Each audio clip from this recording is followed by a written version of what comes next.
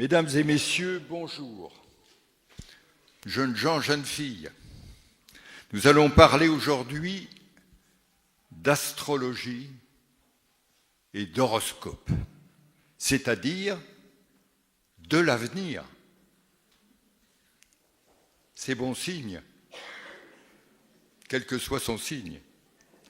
Alors à la suite de cette conférence, vous le verrez, de M. Serge Brett-Morel, vous risquez de bouleverser vos habitudes.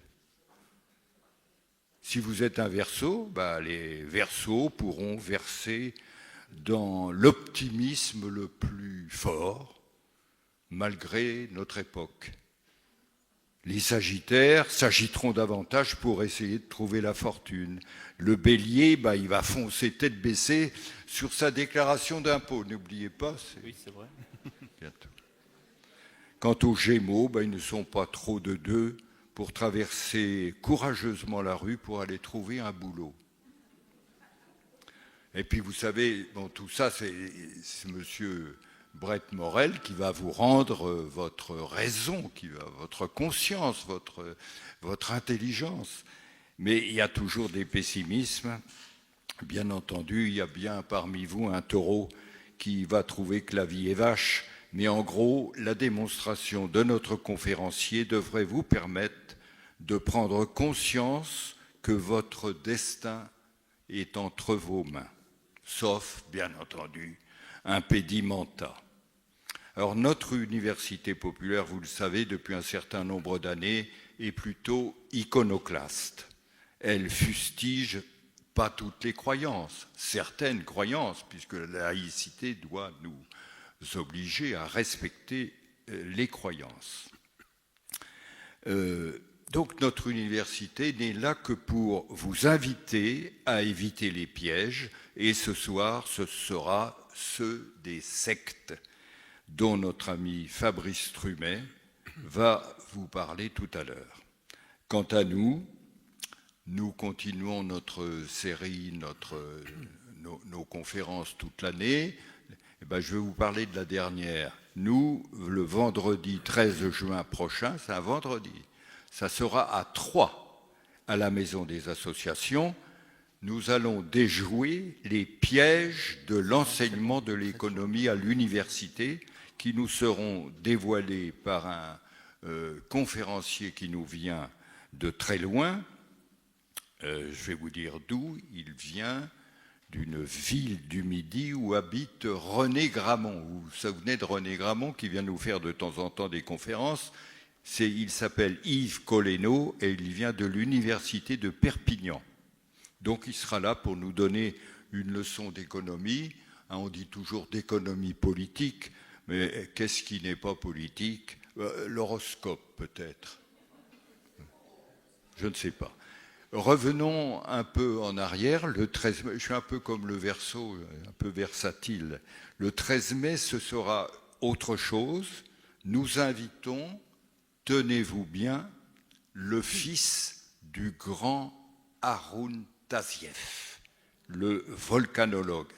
J'ai parlé à quelques jeunes, ils ne connaissent plus Haroun Tazieff. Pourtant, c'est lui qui, en 1979, le premier avant les autres, avait prédit le réchauffement de la planète. C'était lors d'une émission de télévision et il avait, pour le contredire, le commandant Cousteau. Alors je comprends pourquoi Cousteau, il n'était pas pour le réchauffement de la planète, il était toujours au frais dans sa Calypso. Mais le plus chaud, vous l'avez vu passer tout à l'heure, ce sera le mardi 6 mai, je ne me trompe pas, le mardi 6 mai, notre assemblée générale qui se tient au Petit Lourd, vous savez, là où il y a un escalier en tire-bouchon qui annonce bien sûr la coupe de champagne qui va suivre à la fin. Et on vous espère nombreux parce que nous y prononcerons, mesdames et messieurs, des paroles inoubliables. Et quelques comédiens, comme chaque année, seront là pour nous dire des textes roboratifs qui font du bien. Alors, je dis à certains d'entre vous, nous avons quelquefois des difficultés avec les adresses courriels. Si vous ne recevez pas ni notre lettre, ni notre convocation, s'il vous plaît, revenez vers nous pour la vérification de vos coordonnées. Dernier conseil, lisez donc notre lettre. Si vous ne la recevez pas, protestez fermement et venez nombreux à nos 2 associations. Dernier conseil, ouvrez vos oreilles et fermez vos portables. La parole à notre ami Fabrice Trumet.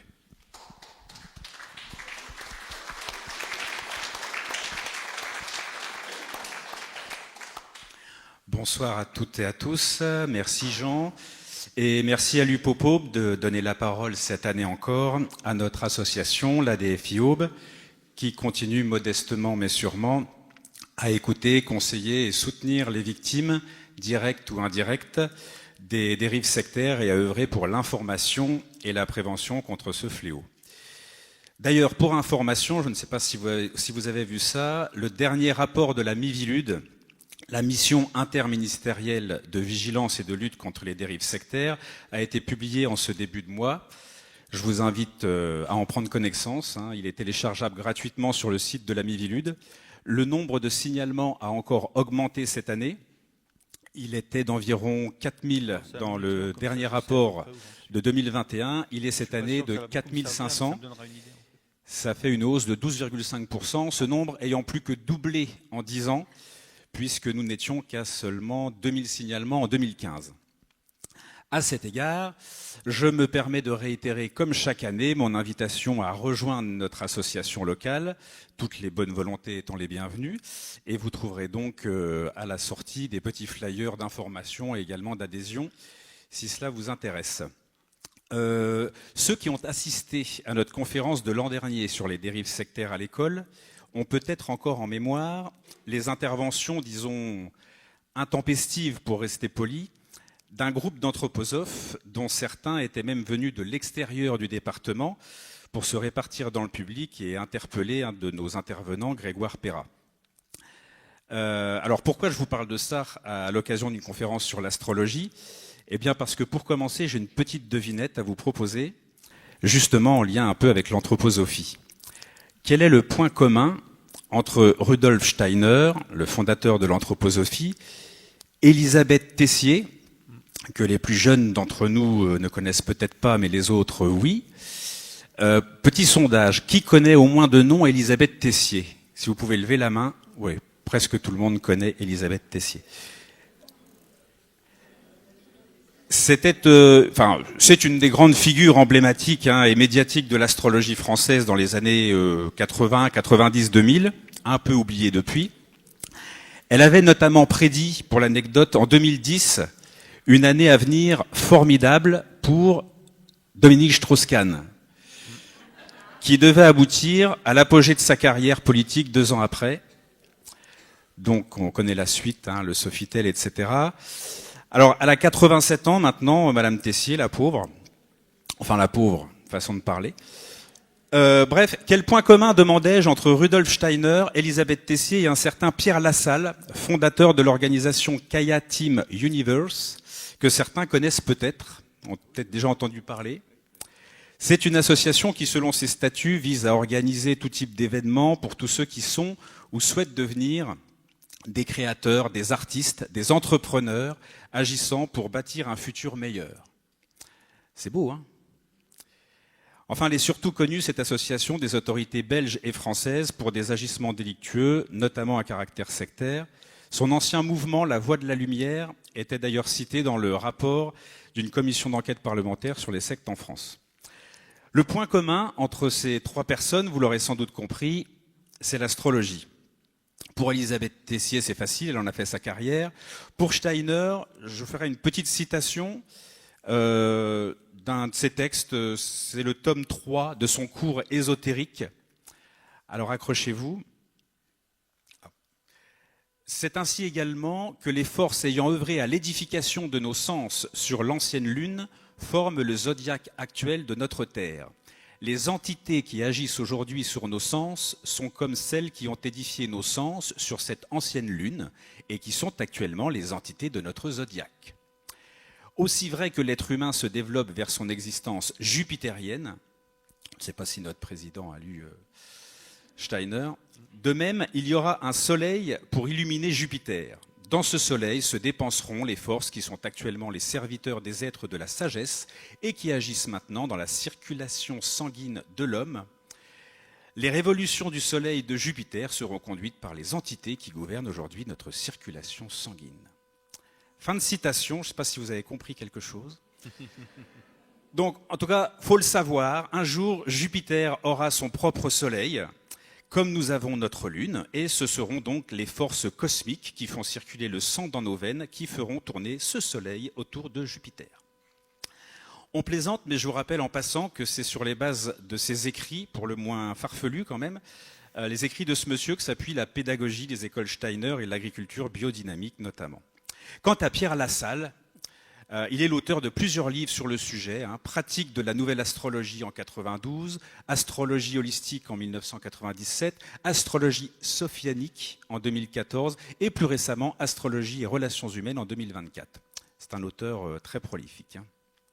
Tout cela pour vous faire remarquer le lien qui existe historiquement entre l'astrologie et les mouvements sectaires. Et pour cause, l'astrologie suppose un lien de subordination entre le mouvement des astres et l'existence humaine, lien qui serait régi par des forces cosmiques invisibles et mystérieuses, un peu sur le mode d'une divinité finalement. Et à partir du moment où quelqu'un est prêt à croire que sa personnalité et le cours de son existence, comme celui du monde entier, sont déterminés par les positions et mouvements des astres sous l'effet de forces mystérieuses, on peut peut-être se demander s'il ne serait pas prêt à croire beaucoup d'autres choses et pourrait constituer ainsi une cible privilégiée pour un mouvement sectaire. Or, avec l'avènement d'Internet, et qui plus est aujourd'hui avec les réseaux sociaux, l'astrologie a plus que jamais le vent en poupe, à tel point que selon un récent sondage de l'IFOP, plus de 30% des Français croiraient en l'astrologie. Et c'est pourquoi il nous a semblé important de nous pencher sur ce sujet, en invitant ce soir un des plus éminents spécialistes francophones de l'analyse critique de l'astrologie, Serge Brett-Morel, que je remercie d'avoir accepté notre invitation, et qui fut lui-même astrologue pendant près de 15 ans, dont 10, si je ne me trompe pas, au bureau de la Fédération des astrologues francophones. C'est important d'avoir en tête qu'au départ, c'est en essayant de légitimer scientifiquement l'astrologie, pendant longtemps, qu'il s'est rendu compte des impasses dans lesquelles le menaient ses recherches et qu'il a fini par reconnaître, courageusement, les conclusions qui se sont imposées à lui quant à la scientificité de cette discipline. Et avant de lui céder bien volontiers la parole, je vous précise que, comme d'habitude, vous pourrez vous procurer 2 de ses ouvrages en sortant ici auprès de notre trésorier préféré.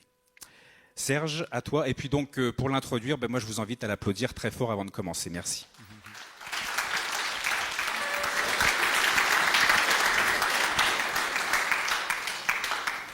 Eh bien, merci beaucoup. Merci. Est-ce qu'on garde les questions pour la fin ? Oui ? Très bien. Bonsoir à tous. Merci d'être là, aussi nombreux. Alors, tout d'abord, est-ce que vous m'entendez bien ? Moi, j'ai l'impression que le retour est très bon. Donc, très bien. Je vais avoir mes 2 mains de libre ce soir. Eh bien oui, et bienvenue à vous. On va parler science, on va parler croyance, on va parler astrologie ce soir. Je vais le faire à ma manière, puisque comme on vous l'a expliqué, moi je suis un ex-astrologue, donc j'ai vraiment connu la chose de l'intérieur, et je continue en fait de travailler dessus de l'intérieur, sauf qu'auparavant je pensais travailler vraiment sur l'influence des astres, entre guillemets, sur l'astrologie au sens propre du terme, alors qu'aujourd'hui je travaille plus sur la croyance astrologique. En tout cas, moi j'en suis sorti, donc je n'y adhère plus. Et puis on va se poser 2-3 questions entre science et croyance. Donc merci beaucoup pour l'invitation. Merci bien. Je suis très content d'être là. Je ne connais pas 3 encore, non plus. Et donc allons-y. Je vais vous emmener un petit peu dans des tas de questionnements. On va commencer par le début, parce que c'est vrai que souvent j'oublie même de le faire. Pour moi, comme c'est un petit peu mon quotidien, l'astrologie, je vois très bien ce que c'est, mais tout le monde ne voit pas vraiment ce que c'est. Donc je vais vous présenter ça un petit peu rapidement, mais encore une fois de l'intérieur. C'est-à-dire que je ne vais pas vous dire que l'astrologie, c'est la discipline qui prétend étudier l'influence des astres. C'est le genre de définition qu'on trouve dans des dictionnaires. Je ne suis pas sûr qu'il y ait beaucoup d'astrologues qui adhèrent à ce genre de définition. Il y a plein d'autres manières d'aborder les choses. L'idée, c'est toujours quand même d'étudier s'il y a un lien entre les hommes et le ciel. Ça, par contre, c'est vraiment ce qui reste.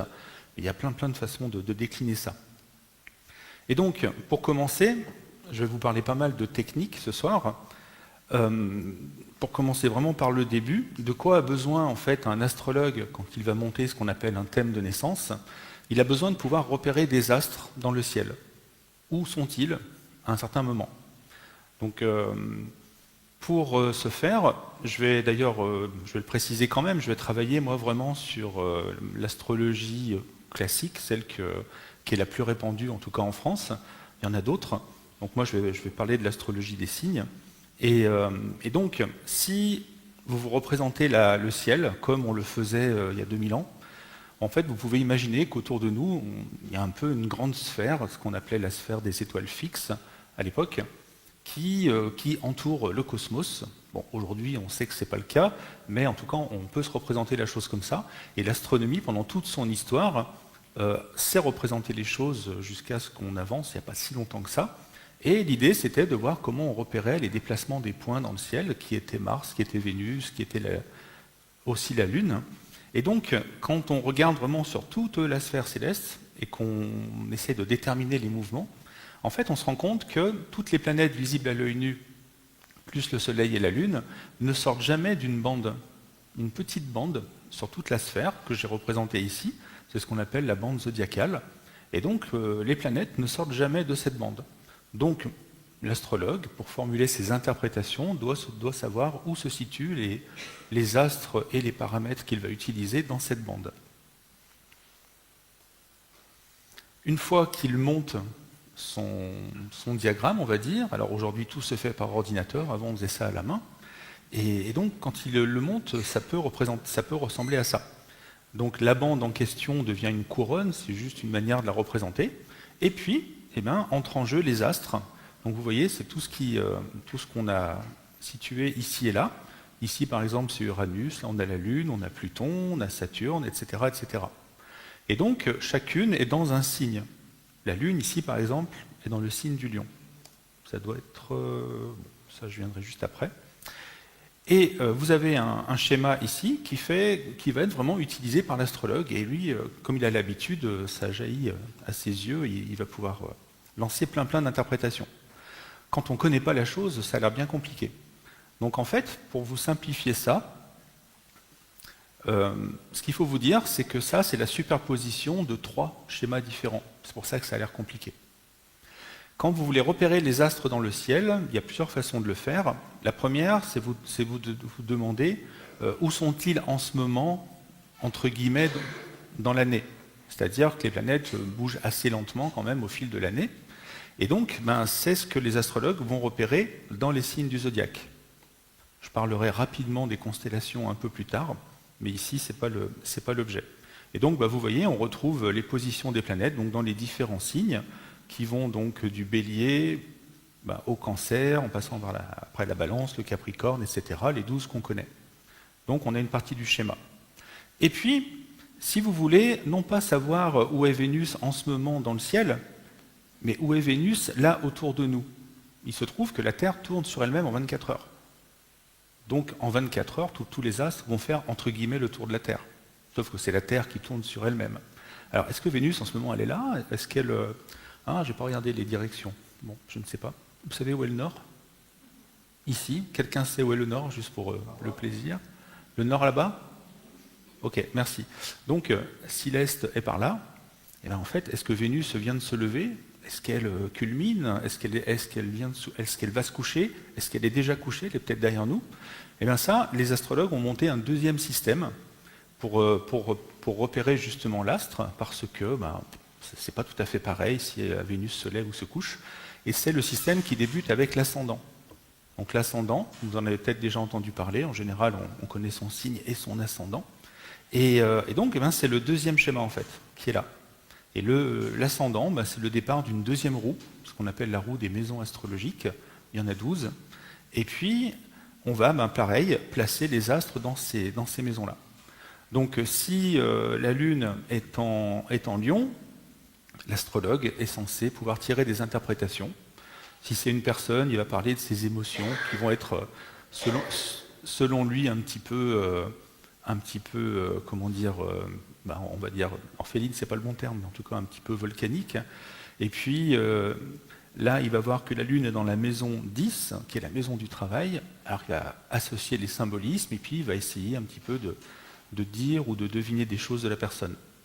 Et donc, ce deuxième classement, hop, il est là, et ça part de l'ascendant, et ce sont les petits triangles qui sont là, qui délimitent les maisons. Donc ça, c'est vraiment le quotidien de l'astrologue. Dernière chose importante pour lui, en fait, je viens de le dire, si on représente ça de cette manière, en fait, c'est comme si les planètes se déplaçaient sur un cercle, le cercle zodiacal, et dans ces cas-là, si elles sont sur un cercle, eh bien, par rapport au centre du cercle, eh bien, il y a toujours des angles entre deux planètes. Eh bien, selon certains angles, d'après les astrologues, il peut encore tirer d'autres conclusions, d'autres interprétations. Donc en fait, si on indiquait les angles au centre, ça ferait toujours deux branches. Et il y a tellement de paramètres qu'on ne verrait plus rien. Alors pour simplifier les choses, en fait, ce qui se passe, par exemple, là on a un triangle, donc un trigone entre Uranus et le Soleil. Ça veut dire qu'ici on a à peu près 120 degrés. Et bien, au lieu de faire passer les traits au centre, on relie directement les deux astres. Mais c'est comme si en fait on faisait l'angle au centre avec 120 degrés. Voilà. Et donc, ces angles, hop, ils sont représentés ici. Donc l'astrologue, selon ce dont il a besoin dans son interprétation, les questions de son client, il va aller chercher ce qu'il trouve dans le schéma. Et puis lui, après, il fait plein de relations symboliques entre les planètes, les paramètres, les maisons, les signes et encore plein d'autres choses. Et de là sortent de l'inspiration, des conseils, des idées, des prédictions éventuellement. Donc vraiment, quand vous avez un astrologue qui vous montre un thème de naissance ou qui donne des consultations, il travaille sur ce genre de schéma. Donc l'astrologie, ça part vraiment de là. Donc pour comparer, si vous avez l'habitude des horoscopes de presse, c'est vraiment, moi quand j'étais astrologue, les horoscopes de presse, pour nous, c'était une caricature d'astrologie. C'est vraiment pas de l'astrologie. Donc après, on fait dire des choses à l'horoscope, on prétend aussi qu'il peut dire beaucoup de choses. Il y a énormément d'astrologues qui ne sont pas d'accord là-dessus, mais je ne rentrerai pas dans le détail ce soir. Donc, pour maintenant appliquer un petit peu ça, je vous ai sélectionné 4 schémas que j'aime bien. Je vais vous dire pourquoi après. Parce que quand vous êtes face à quelqu'un, en fait, il peut être né à n'importe quelle date. Et si vous regardez bien, les répartitions des planètes, des fois, elles sont toutes ensemble, comme ici et comme là. Et puis, alors, des fois, c'est complètement éclaté, il y en a de partout. Et donc, que fait l'astrologue?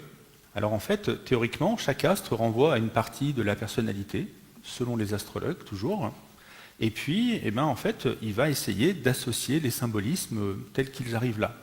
Alors, pour lui, c'est vraiment signifiant, ça dit des choses. Pour moi, maintenant, c'est vraiment juste le hasard. Mais après, on peut débattre éventuellement là-dessus. Pour donner une idée, si je commence avec celui-là, par exemple, ici, on a une personne dont le soleil, là, qui est en jaune, est en Verseau, donc c'est un Verseau, qui a la Lune en Verseau, donc en théorie, qui ressent comme un Verseau, qui a Vénus en Verseau, donc qui aime comme un Verseau, qui a Mercure en Verseau, il pense comme un Verseau. Vous voyez, je ne l'ai pas choisi au hasard. Qui a j'ai perdu ma flèche, qui a l'ascendant en Verseau, qui a Jupiter en Verseau, qui rajoute encore des qualités du Verseau. Donc celui-là, en théorie, c'est entre guillemets un vrai Verseau. Si je prends celui d'à côté, il a aussi le soleil en Verseau, c'est un Verseau. Alors lui, il pense comme un Capricorne, il aime comme un Poisson, il agit comme un Bélier, il ressent comme un Taureau, et puis il a l'ascendant en Gémeaux. Et donc, voilà typiquement le genre de problème auquel est confronté un astrologue. Comment on fait par rapport à ces deux thèmes différents? On a deux personnes devant nous, et puis après c'est parti pour des interprétations. Et donc j'aime bien donner ces exemples-là, parce que la plupart des gens qui n'ont pas pratiqué l'astrologie ne se rendent pas compte de ce genre de choses. C'est un petit peu plus subtil que ce qu'on trouve dans les journaux. Ça n'en fait pas quelque chose de plus vrai, je vais vous en parler après, mais en tout cas c'est plus subtil. Et surtout, je ne sais pas si vous le voyez, oui, si, ça se voit quand même pas mal. Je n'ai pris que des personnes nées un 23 janvier. C'est-à-dire que ce ne sont même pas des personnes nées dans des jours différents de l'année, ce sont des 23 janvier que j'ai volontairement pris proches, les années 70, 71, 72 et 74, pour vous dire que vraiment, en l'espace d'une année, bien que ce soit le même jour, les planètes peuvent être dans des positions très différentes, mis à part celle du Soleil. Donc quand vous avez des personnes qui veulent vous réduire à votre signe astrologique, quand moi j'étais astrologue, ça me gênait profondément. Parce que ça ne veut rien dire. Même le jour de naissance, ça ne veut rien dire. En fait, après, c'est des questions marketing, commerciales, j'en dirai un petit mot tout à l'heure. Et donc, moi, j'appelais ça des thèmes convergents et divergents, parce que ça me paraissait plus facile d'interpréter quand même ceux où toutes les planètes se regroupent, que les autres où toutes les planètes sont éclatées. Donc, pour vous dire voilà, que moi, quand j'y croyais, réellement, je faisais la différence entre une astrologie quand même qui est beaucoup plus complexe que ce qu'on trouve dans les journaux, et l'astrologie des horoscopes, notamment, pour dire que si vous voulez vraiment critiquer l'astrologie, surtout face à un astrologue, si vous voulez critiquer l'horoscope de presse, faites-le, mais normalement, enfin, ça peut être quelqu'un qui y croit, on y en a toujours, mais normalement, vous n'allez pas trop le toucher avec ça, voire même, il va penser que vous ne connaissez pas le sujet. Par contre, si vous lui demandez pourquoi les astrologues ne militent pas contre les horoscopes, ça c'est une meilleure question, je pense. Parce que moi, quand j'y étais à la fédération, notamment, on avait essayé de lancer des communiqués de presse en disant « oui, il y en a marre des horoscopes, c'est pas normal, ça dénature notre discipline, etc. » Et ça génère, moi, ce que j'appelais un prisme médiatique. C'est-à-dire que finalement, souvent, il y a des critiques qui sont lancées contre l'astrologie, qui ne nous touchaient pas, parce que pour nous, elles ne nous concernaient pas. Et c'est comme ça qu'on entend des personnes après qui nous disent qu'Élisabeth Tessier, c'était le porte-étendard de l'astrologie. C'est fou, parce que c'était vrai dans les médias, c'était ça, mais dans la communauté, nous, on la rejetait. On ne la soutenait pas, personne ne soutenait Élisabeth Tessier. Donc on avait quelqu'un qui nous représentait, alors qu'on ne lui reconnaissait pas les qualités qu'elle se donnait, en tout cas elle-même, quoi. Bon, ça c'est de la sociologie entre guillemets, mais c'est pour dire qu'il y a des choses qui sont un peu plus compliquées, c'est pour ça que moi je trouve ça passionnant.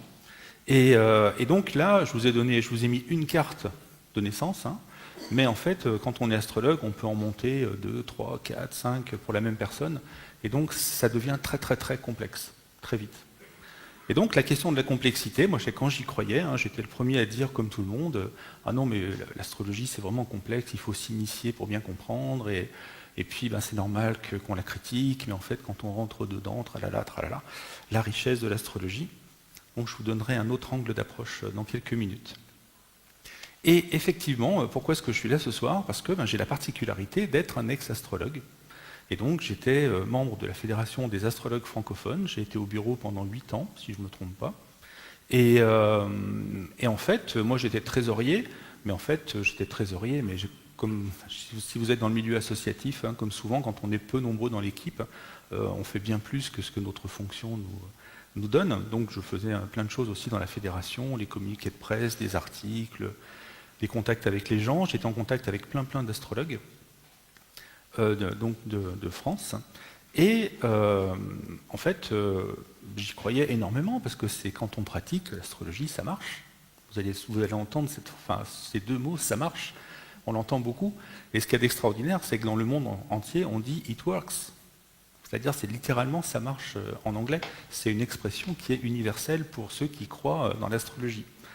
Et moi, ça m'énervait tellement qu'il y ait des critiques de sceptiques dont je trouvais qu'ils ne connaissaient quand même pas bien le sujet. Ils parlaient d'un sujet qu'ils ne connaissaient pas, que j'ai voulu, au bout d'un moment, donc je vais aller très très vite parce que je peux passer des heures là-dessus, au bout d'un moment, je me suis dit, allez, moi j'avais un cursus en philo, donc je me suis dit, je vais faire comme Descartes, on va tout reprendre à zéro.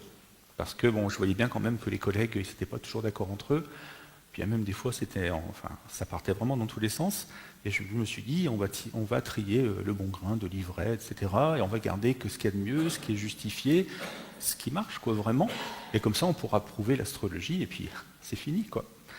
Donc évidemment, je ne me rendais pas compte qu'il y en avait bien d'autres qui avaient essayé avant moi, déjà, donc c'était quand même bien plus compliqué que ce que je pensais, mais j'y suis allé.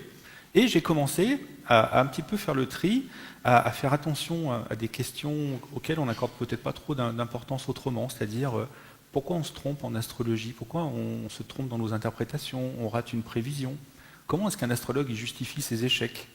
Et moi, avec ma formation, en plus, c'est vraiment des questions qui m'intéressaient. Et j'ai commencé à aller fouiller de ce côté-là. et à lister un petit peu des erreurs, donc je vais vous présenter juste après. Et le problème, c'est que petit à petit, je me suis rendu compte qu'il y avait vraiment beaucoup d'erreurs dans la pratique, des choses qui ne collaient pas, évidemment des gens qui disaient le contraire les uns des autres, enfin, il y a plein d'exemples. Et puis petit à petit, j'ai commencé vraiment à douter, à voir mes propres erreurs que je faisais moi. Et bon, ça a pris quelques années, ça a dû prendre 5 ans je pense, et au bout d'un moment, il a fallu que je me rende à l'évidence que la plupart des succès des astrologues, je pouvais les expliquer autrement qu'avec l'astrologie. C'est-à-dire qu'il y avait d'autres raisons qui faisaient que, effectivement, ça avait correspondu, mais pourquoi ça correspondait ? Moi, j'ai des explications à donner, je vais vous donner après. Et donc, je suis sorti de l'astrologie, et en fait, le hasard a fait que j'ai rencontré des sceptiques à un moment qui connaissaient mon travail, parce que j'avais ouvert un blog sur Internet qui s'appelait L'astrologie et la raison. C'était le seul blog consacré à la critique de l'astrologie, mais par un astrologue. Et en fait, les sceptiques suivaient mon travail, alors que les astrologues, j'avais l'impression qu'ils ne le suivaient pas, parce que je n'allais pas dans leur sens. Et donc, du coup, comme moi j'étais sorti de l'astrologie, je me suis retrouvé à aller du côté des sceptiques, qu'auparavant je combattais. Et puis, j'ai commencé à apporter en fait mes compétences techniques au monde sceptique. Et ça donne, je vais vous faire un extrait de ce que ça donne maintenant. Donc aujourd'hui, je suis sorti de l'astrologie, je n'y crois plus. Ce que je vous ai dit avant, pour moi, c'est des souvenirs, ça reste dans mon parcours, mais ce ne sont pas des arguments en tout cas qui me convainquent. Et on va voir un peu ce qu'on va pouvoir dire ce soir des questions sciences et croyances. Donc, une des premières questions que je me suis posée quand j'ai voulu essayer de prouver l'astrologie, c'est comment faire tellement il y a d'astrologies différentes. Parce qu'on voit toujours la même dans les journaux, donc on a l'impression qu'il n'y en a qu'une, mais quand on rentre dans le milieu, en fait, il y a plein de courants différents. Je crois qu'il y a une dizaine de courants différents, d'idées, qui des fois se basent sur des systèmes différents, même pas sur les signes astrologiques. Donc il y a des fois, vraiment, ils ne disent pas la même chose, ils n'arrivent pas à se mettre d'accord. Les débats, c'est compliqué, parce que personne n'arrive à prouver ce qu'il avance. On donne toujours plein d'exemples. Regarde, moi ça marche. Ah oui, mais regarde, moi aussi ça marche. Différemment, mais ça marche. Donc moi j'étais très frustré quand j'étais là au milieu, parce que j'avais besoin de plus d'arguments. Et en fait, mon point de départ, ça a été finalement, comme j'avais aussi un cursus un petit peu en maths, de me rendre compte que les graphiques que je vous ai montrés, en fait, c'est mathématique, c'est de la géométrie à la base, et la technique, finalement, c'est le point commun un petit peu de toutes les astrologies. Alors, il y a des différences entre les systèmes, mais ça reste des angles sur un cercle, et finalement, il y a des choses, on peut en tirer des choses. Donc, qu'est-ce que l'astrologie ? En fait, c'est là que je voulais en arriver. Pour moi, c'est l'ensemble des pratiques et des croyances fondées justement sur l'utilisation du truc là que je vous ai mis à l'écran, du système astrologique. Que font les gens avec ? Quelles croyances ils viennent poser dessus ? Quelle justification ils donnent ? Comment ils l'utilisent, etc. Pour moi, c'est ça qui forme la croyance astrologique et plus largement l'astrologie. En toile de fond, il y a toujours l'idée qu'on saurait relier au ciel d'une manière ou d'une autre, mais en tout cas, on peut rentrer un peu plus dans le détail. Et donc, quand on entend parler un petit peu les astrologues, évidemment, il y a un vocabulaire qui est commun avec l'astronomie, puisqu'on parle de planètes, on parle du ciel, et puis un petit peu avec la psychologie aussi, mais ça, c'est surtout depuis un siècle. En plus, c'est une discipline qui remonte loin dans le temps, dans l'Antiquité, ce qui est vrai, au moment où astrologie et astronomie n'étaient pas complètement séparées. Donc, il y a quand même un lien, en tout cas, on dirait, entre l'astrologie et l'astronomie. Et puis, vraiment, l'astrologie a de hautes prétentions. Quand on y croit, on pense vraiment qu'on peut décrypter le sens de la vie, du monde, des événements, de ce qui nous arrive, de pourquoi on est là. Donc il y a vraiment des prétentions fortes. Donc est-ce que l'astrologie, ce serait une science ? Est-ce que vraiment c'est quelque chose qui, malgré tout ce que je viens de dire, pourrait quand même aller jusqu'à se comparer à des sciences telles qu'on les fait aujourd'hui, quoi ? Alors je vais faire une petite liste comme ça. Et donc, l'astrologie, est-ce que ça pourrait être une science exacte comme l'astronomie ? Alors déjà, il n'y a aucun astrologue qui dit ça. Je vous présente la chose comme ça, mais ce n'est pas les astrologues qui défendent ça. Mais on pourrait poser la question, puisqu'il y a de l'astronomie dans l'astrologie, il faut repérer les positions des astres. Et donc, il y a un premier problème, qui est un peu la tarte à la crème qu'on envoie aux astrologues. Donc, il ne faut pas l'utiliser n'importe comment, cet argument, mais il existe. C'est que, moi je vous ai parlé des signes astrologiques, je ne vous ai pas parlé des constellations. Parce que les constellations, quand vous regardez le ciel, ce sont des points, en fait des étoiles dans le ciel, qu'on peut relier, mais arbitrairement. Nous, on les a reliés d'une certaine manière, mais les autres civilisations ont fait différemment. Et puis, on leur a donné des noms. Et on peut repérer les planètes quand elles passent, par exemple, devant les constellations. Le système astrologique, les signes astrologiques, c'est différent. Ce ne sont pas des constellations. En fait, il se trouve que les mouvements de la Terre sont complexes autour du Soleil, et il y a un très très lent décalage qui s'opère sur quelque chose comme 25 000 ans, et qui fait que, en fait, justement, les constellations par rapport aux signes astrologiques, on va dire, vont se décaler.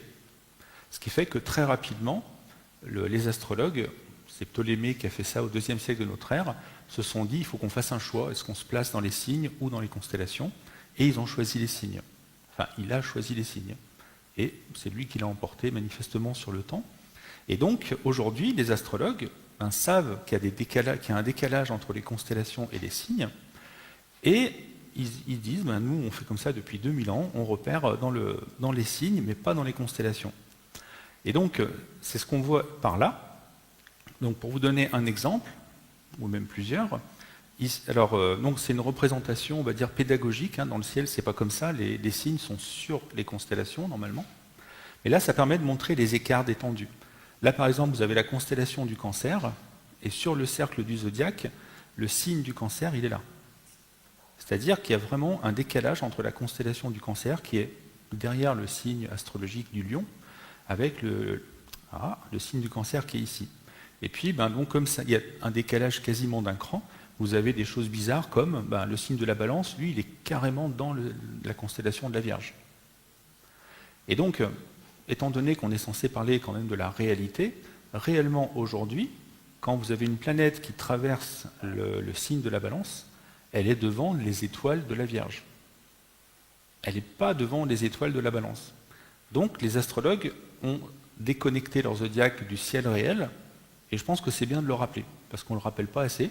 Ce qui fait que le zodiaque astrologique, c'est un repérage virtuel. Il a été plus ou moins calé sur les constellations il y a 2500 ans à peu près. Je dis plus ou moins, parce que les constellations sont de taille inégale, donc ça n'a jamais été calé précisément. Mais en tout cas, le décalage était moins important. Donc ça, c'est un petit peu embêtant, parce que quand on compare avec l'astronomie ou l'astrophysique, c'est vraiment le contraire. Ce sont des sciences qui étudient le ciel réel, qui essayent de comprendre les causes des choses, comment fonctionnent les astres, où est-ce qu'ils vont, etc., etc. Donc c'est une vraie différence. Et il faut vraiment que j'accélère, parce que... Et donc, toujours en parlant d'astronomie, il y a un astre qu'on connaît bien, qui est le Soleil, qui est responsable de nos saisons. Et donc, il se trouve que les saisons, c'est très important en astrologie des signes en tout cas. Parce que, en fait, selon les saisons de naissance des personnes, en fait, les signes vont être un petit peu teintés par le passage des saisons dans l'année, ce qui fait que les astrologues vont utiliser un petit peu des références aux saisons pour expliquer, par exemple, que le lion qui naît en plein mois d'août, c'est un signe qui est solaire parce qu'on est dans la saison de l'été, etc. Alors que le Verseau, qui lui naît en plein hiver, ça va être plutôt quelqu'un d'introverti. Et l'image qui circule bien dans le milieu astrologique, c'est celle de la graine.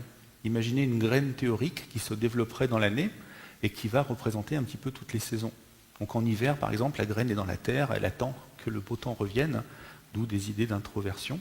Alors qu'en été, c'est la fête, et puis alors au printemps, c'est l'énergie qui repart. Donc les béliers, au début du printemps, sont des gens fonceurs parce que c'est le printemps. Et donc, ça pose un gros problème, un très gros problème. Un problème simple, mais qui n'a pas de solution en astrologie. Donc, si vous êtes un lion, et que vous êtes né par ici, vous êtes né en été. Le problème, c'est que sur la Terre, les saisons sont inversées entre l'hémisphère nord et l'hémisphère sud. Et ce n'est pas une découverte, on le sait depuis qu'on a fait le tour de la Terre. Donc le lion, quand il naît en Afrique du Sud ou en Australie, c'est un lion d'hiver. Et pourtant, le symbolisme, manifestement, est le même. Alors, dans le monde des astrologues, comme on a absolument tout, il y en a toujours quelques-uns qui vont vous dire « Oui, alors moi, j'inverse les symbolismes à cause des saisons. » Bon. Ok, mais le problème, c'est que c'est des exceptions, quoi. Et puis surtout, ça c'est l'argument qu'on entend souvent par les sceptiques, et c'est un vrai argument. Hein. Moi quand j'y étais, on était très embêtés par ça. On a été en contact avec des astrologues de l'hémisphère sud, on leur a demandé comment ils faisaient. Eh bien ils utilisent notre symbolisme. Et on ne comprenait pas, on disait mais les saisons sont inversées, mais non, le lion est solaire aussi dans l'hémisphère sud, on ne sait pas pourquoi. Et le problème, c'est que ça ne s'arrête pas là, parce qu'il y a quand même 3 milliards de personnes qui vivent dans la zone entre les tropiques, et entre les tropiques, il n'y a pas 4 saisons. Donc c'est même pas inversé, c'est autrement en fait. Et en fait, ça dépend plus de situations locales, des vents, des choses comme ça. Ce qui fait que le lion qui naît par là, ça dépend quoi. Et donc réellement, on peut en rire tellement c'est simple, parce que franchement c'est quand même très très simple, mais c'est un vrai problème. Et les astrologues n'ont pas de solution à ça. Sauf, après il y en a qui ont monté un courant qui essaye d'en tenir compte, mais c'est pas, ils n'ont pas réussi à prouver quoi que ce soit. Et puis tant qu'on y est, si on veut partir du côté des pôles, au-delà des cercles polaires, là les saisons, c'est limite, il y a 2 saisons dans l'année, c'est pas tout à fait vrai. Mais en tout cas, le problème des saisons, ça pose des questions. Et moi je me rappelle que déjà il y a 20 ans, le temps passe vite, il y a 20 ans, oui, je posais la question, je me disais, mais quid du réchauffement climatique ? Parce que les saisons, ça les décale un petit peu dans l'année, des fois elles arrivent plus tôt, etc. Alors est-ce qu'il faudrait décaler les signes ou des choses comme ça ? Moi, en tant que théoricien, c'est vraiment des questions qui m'intéressaient, mais j'ai jamais vu personne réagir là-dessus, donc j'étais un petit peu tout seul. Donc, quand l'astrologue veut interpréter le symbolisme du lion, il va se baser sur, normalement, le symbolisme qui est inspiré de la saison de l'été. Et donc, les personnes qui sont nées ailleurs, évidemment, ça ne devrait pas correspondre, pourtant, il va le faire quand même. Et en fait, en termes de ce qu'on va appeler de biais cognitif, l'erreur qui est commise, on va dire, par l'astrologue, en fait, c'est d'essayer de chercher un petit peu ce qui l'intéresse. C'est-à-dire, en quoi est-ce qu'on peut appliquer le symbolisme en forçant finalement un petit peu les choses. Ah oui, vous êtes né dans l'hémisphère sud, ok, d'accord, mais bon, d'après le symbolisme du lion, est-ce que vous êtes plutôt comme ça et comme ça ? Bon, après, la personne se reconnaît ou se reconnaît pas. Et le problème, c'est qu'après, quand l'astrologue va essayer de donner des exemples de lions qui correspondent au symbolisme du lion, en fait, finalement, il va avoir tendance à aller chercher ce qui l'intéresse, ce qui correspond. Et il va éviter un petit peu tous les contre-exemples, tous les lions de neige, entre guillemets, de l'hémisphère sud. On ne va pas trop en parler. Et ça, c'est quelque chose qu'on retrouve souvent quand on défend mal une théorie. C'est ce qu'on appelle le cherry picking en anglais, la cueillette de cerises. Si vous voulez, c'est comme si vous aviez un cerisier qui est très vieux, qui ne donne quasiment plus de cerises, elles sont pas très bonnes.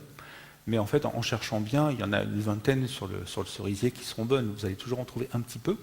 Si vous ne ramassez que celles-là et puis que vous les ramenez chez vous, vous pourrez dire « Regarde ces belles cerises de mon cerisier ». Et en fait, ça donne une mauvaise image. Et ça, dans les débats, c'est quelque chose à quoi il faut faire très attention, le cherry picking, c'est-à-dire ne dire que ce qui nous arrange en laissant de côté un petit peu ce dont on ne veut pas entendre parler ou ce dont on ne sait pas quoi faire. Il faut faire attention. Et quand on fait ça, on commet une erreur. Et si on la répète, ça crée un biais finalement. Ce qui fait que, moi je trouve que c'est dommage que les astrologues ne s'interrogent pas sur les lions d'hiver. Qu'est-ce qu'on doit dire, qu'est-ce qu'on doit faire avec les lions d'hiver ? Il y a peut-être des choses à faire. Donc, moi, c'est pas moi qui vais le faire, ça ne m'intéresse plus. Mais je pense qu'il y a des astrologues qui devraient travailler là-dessus. Non, ils ne vont pas le faire. Donc ils vont être un peu biaisés, leur regard est orienté d'une certaine manière. Et en recommettant les mêmes erreurs en permanence, ils vont rester sur des habitudes et ils risquent de tomber dans un autre piège qu'on appelle le biais de confirmation, qui est que si vous commettez une erreur sans vous en rendre compte et que vous recommencez, vous êtes satisfait du résultat, vous allez vous confirmer seulement parce que, quelque part, vous avez fait en sorte que les conditions s'y prêtent. Et ça, c'est très difficile de sortir de ces choses-là.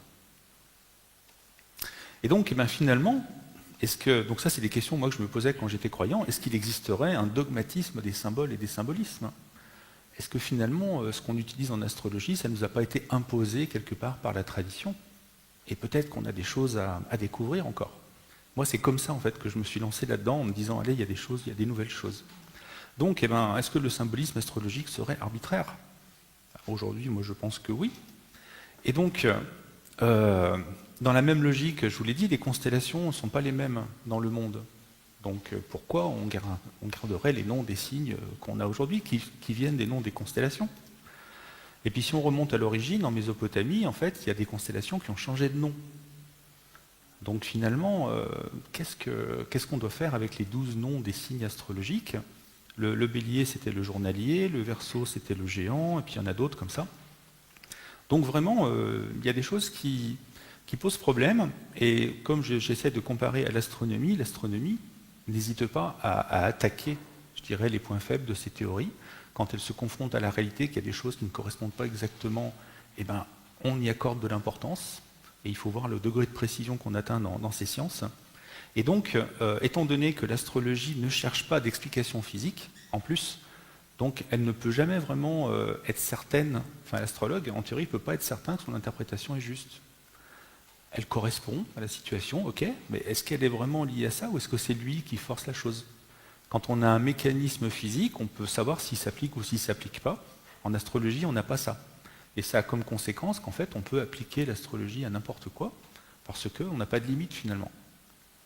Donc vous avez des astrologues qui montent le thème du Titanic, par exemple, pour savoir pourquoi il a coulé en partant dans son premier voyage. Ils essaient de retrouver à quelle date on l'a mis à l'eau, ils montrent une carte de naissance. Pourquoi pas? C'est vraiment la seule justification.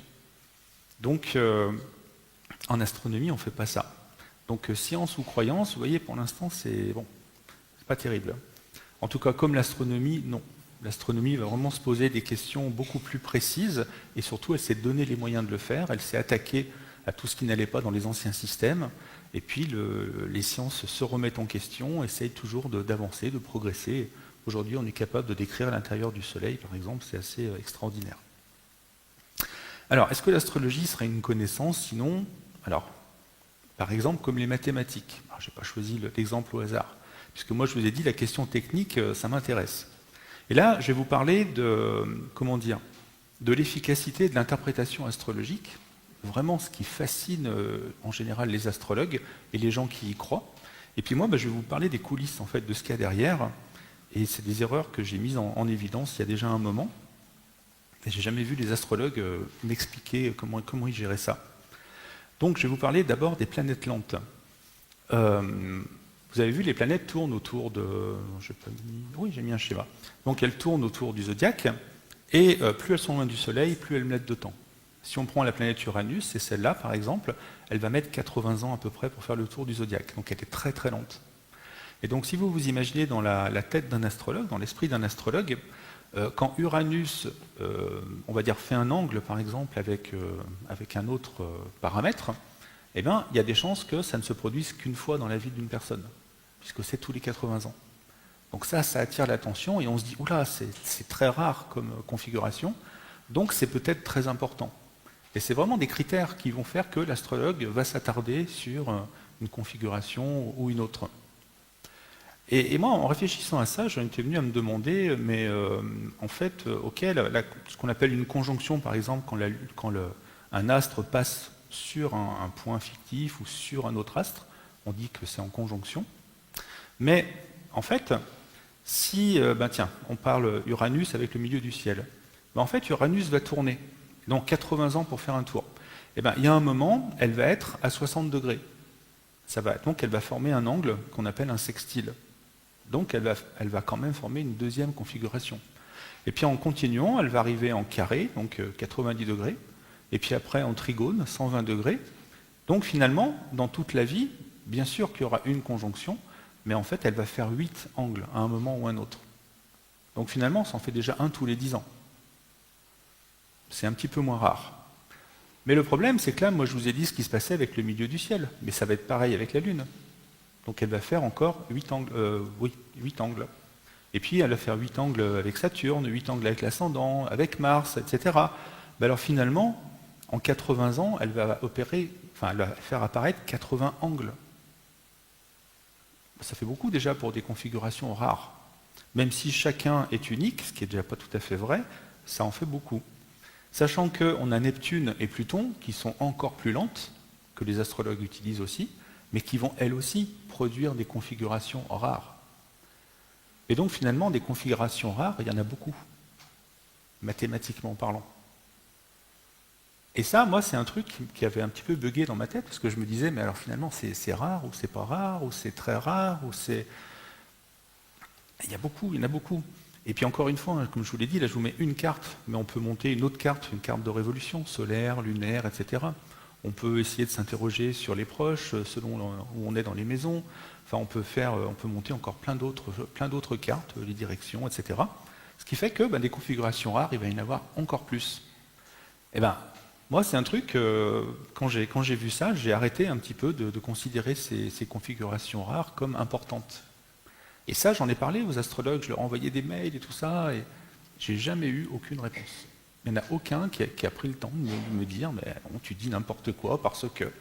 Moi j'attends, j'aimerais bien qu'on me dise ça. J'informe régulièrement les associations d'astrologues de mon travail. En plus, en général, ils me connaissent puisque j'en viens.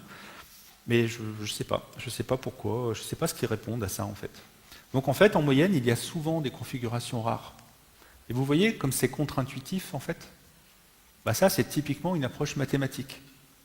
Parce que les mathématiques, justement, on essaye d'aller au-delà du bon sens et des intuitions communes, et on arrive à se poser ce genre de questions. Et puis, comme vous voyez, c'est tellement complexe qu'au bout d'un moment, moi, j'en suis venu à me demander si ce système, c'était pas, entre guillemets, une machine à produire des coïncidences. Parce que quand l'astrologue, il y a un événement, il va aller voir quelles sont les configurations. Ah, il y a un angle exact entre deux planètes, mais le système est tellement complexe. Ça tourne tout le temps. En plus, là, je vous mets la carte de naissance, mais en fait, si on veut interpréter ça sur une personne, les planètes continuent de tourner pendant sa vie, donc elles vont tourner autour, et elles vont faire des angles avec les planètes de naissance. Donc il y en a de partout. Et finalement...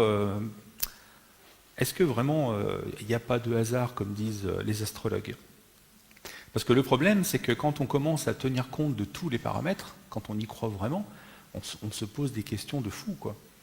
Donc moi je me rappelle, j'observais les angles de certaines planètes rapides, parce que j'avais l'impression qu'il se passait quelque chose dans ma vie à chaque fois que les angles se reproduisaient. Et puis aujourd'hui j'y crois plus, évidemment, parce que je peux expliquer pourquoi ça marchait et pourquoi ça ne marchait pas tout le temps, surtout. Et ce qu'on risque, c'est de tomber dans le piège de ce qu'on peut appeler la surrationalisation. C'est-à-dire que quand on veut vraiment rationaliser les choses à fond, et puis qu'on va un peu trop loin, il y a des fois, en fait, on va trop rationaliser, quitte à donner de l'importance à des choses qui finalement n'en ont peut-être pas. Ok, Mars passe en carré à Vénus, est-ce que vraiment ça va être compliqué dans ma vie affective pendant quelque temps ? En plus, quand on commence à anticiper les choses, on risque de tomber dans ce qu'on appelle les prophéties autoréalisatrices, c'est-à-dire risquer de provoquer nous-mêmes finalement des problèmes, parce qu'on les anticipe et on les craint. D'un côté, on essaie de les éviter, puis en même temps... Donc c'est piégeux tout ça. Et puis le problème, c'est que là, je vous ai parlé des choses, des configurations rares, mais si on s'attaque à la symbolique, je prends des choses très simples, simplement les 12 signes astrologiques, parce qu'on pourrait le faire avec d'autres paramètres. On a 12 signes astrologiques et ils sont répartis par famille. Par exemple, ça c'est assez connu, ce qu'on appelle les 4 éléments. Par exemple, le bélier a disparu. Le bélier, c'est un signe de feu, comme le sagittaire, comme le lion. Donc c'est pour ça qu'on a un triangle. Puis là, on a les triangles d'eau. Non, ça c'est l'air. Mais non. Ah oui, c'est le Gémeaux. Je confonds avec le Poisson, je ne sais pas pourquoi. Pardon. Donc ça, c'est Gémeaux, Verseau et Balance, c'est l'air. Puis vous avez la terre, vous avez l'eau, etc. Et donc, qu'est-ce que ça veut dire? Ça veut dire qu'on a des familles de signes. Comme on a des familles de signes, ça veut dire qu'on a des interprétations qui sont valables pour les 3 signes. Alors que, normalement, tous les signes sont différents. Et le problème, c'est que si on continue, il y a une autre famille qui s'appelle le classement ternaire. C'est le classement par saison. C'est-à-dire que là, vous avez le bélier qui est au début du printemps. On dit que le premier signe d'une saison a des points communs avec tous les premiers signes des autres saisons. Donc le bélier, vous voyez, a des points communs avec le cancer, qui est au début de la saison d'été, qui a des points communs avec la Vierge, et qui a des points communs, je me suis mélangé, je recommence, bélier, cancer, balance, et puis capricorne. Donc il y a encore des interprétations communes entre ces signes. Et si je continue, on peut classer les signes aussi par masculin et féminin. Et donc le bélier, donc c'est un signe masculin, il a des points communs avec le gémeau, le lion, la balance, etc. Et pour le plaisir, le taureau, c'est un signe féminin. Le taureau, c'est très féminin, symboliquement. Enfin, je ne sais pas ce que vous en pensez, mais c'est comme ça, en fait. Il n'a pas de chance, il est après le bélier, donc féminin. Et donc, si vous voyez, en fait, le bélier, en fait, il a des points communs avec quasiment tous les signes, selon qu'il est au début de la saison, ou alors qu'il est masculin, ou alors qu'il est de feu. Ce qui fait que finalement, les signes ont plein d'interprétations communes les uns avec les autres. Interprétation commune, c'est mieux. Donc, c'est embêtant parce que ça veut dire que s'il y a des interprétations communes, pour une même situation, il y a peut-être plusieurs moyens de l'interpréter de la même manière. Et je ne sais pas si vous voyez venir le problème. Le problème, c'est qu'en fait, s'il y a plein de configurations qui permettent de dire la même chose, c'est pas étonnant que quand on regarde dans notre carte, on trouve des correspondances avec un peu tout et n'importe quoi.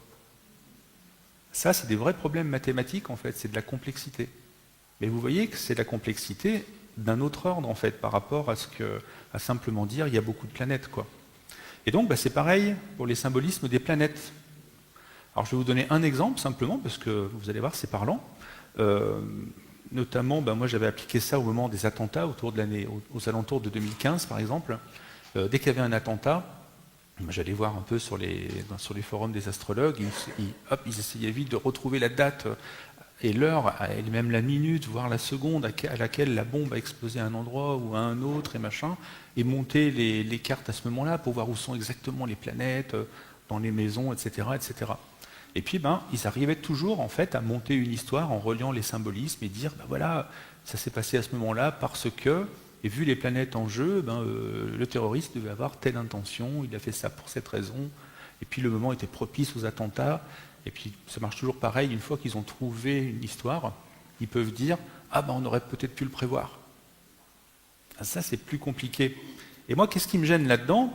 Si vous voulez, moi je sais que quand ils vont regarder, s'ils s'intéressent au symbolisme de Mars, parmi plein d'autres choses, ça symbolise par exemple la guerre, l'agressivité, la lutte. Donc Mars aura forcément quelque chose à dire, ou risque d'avoir quelque chose à dire.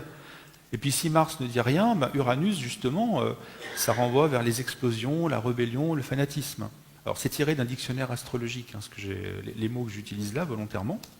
Mais Pluton, ça renvoie à la mort, la révolte et la destruction. C'est pratique. Neptune, c'est le religieux, voire le fanatisme, encore une fois. Si on veut, Jupiter, c'est celui qui amplifie, et donc on peut le mettre un peu n'importe où, il va amplifier n'importe quoi. Et donc vous voyez que rien que les planètes, la plupart renvoient à des symbolismes qui sont propices à l'interprétation.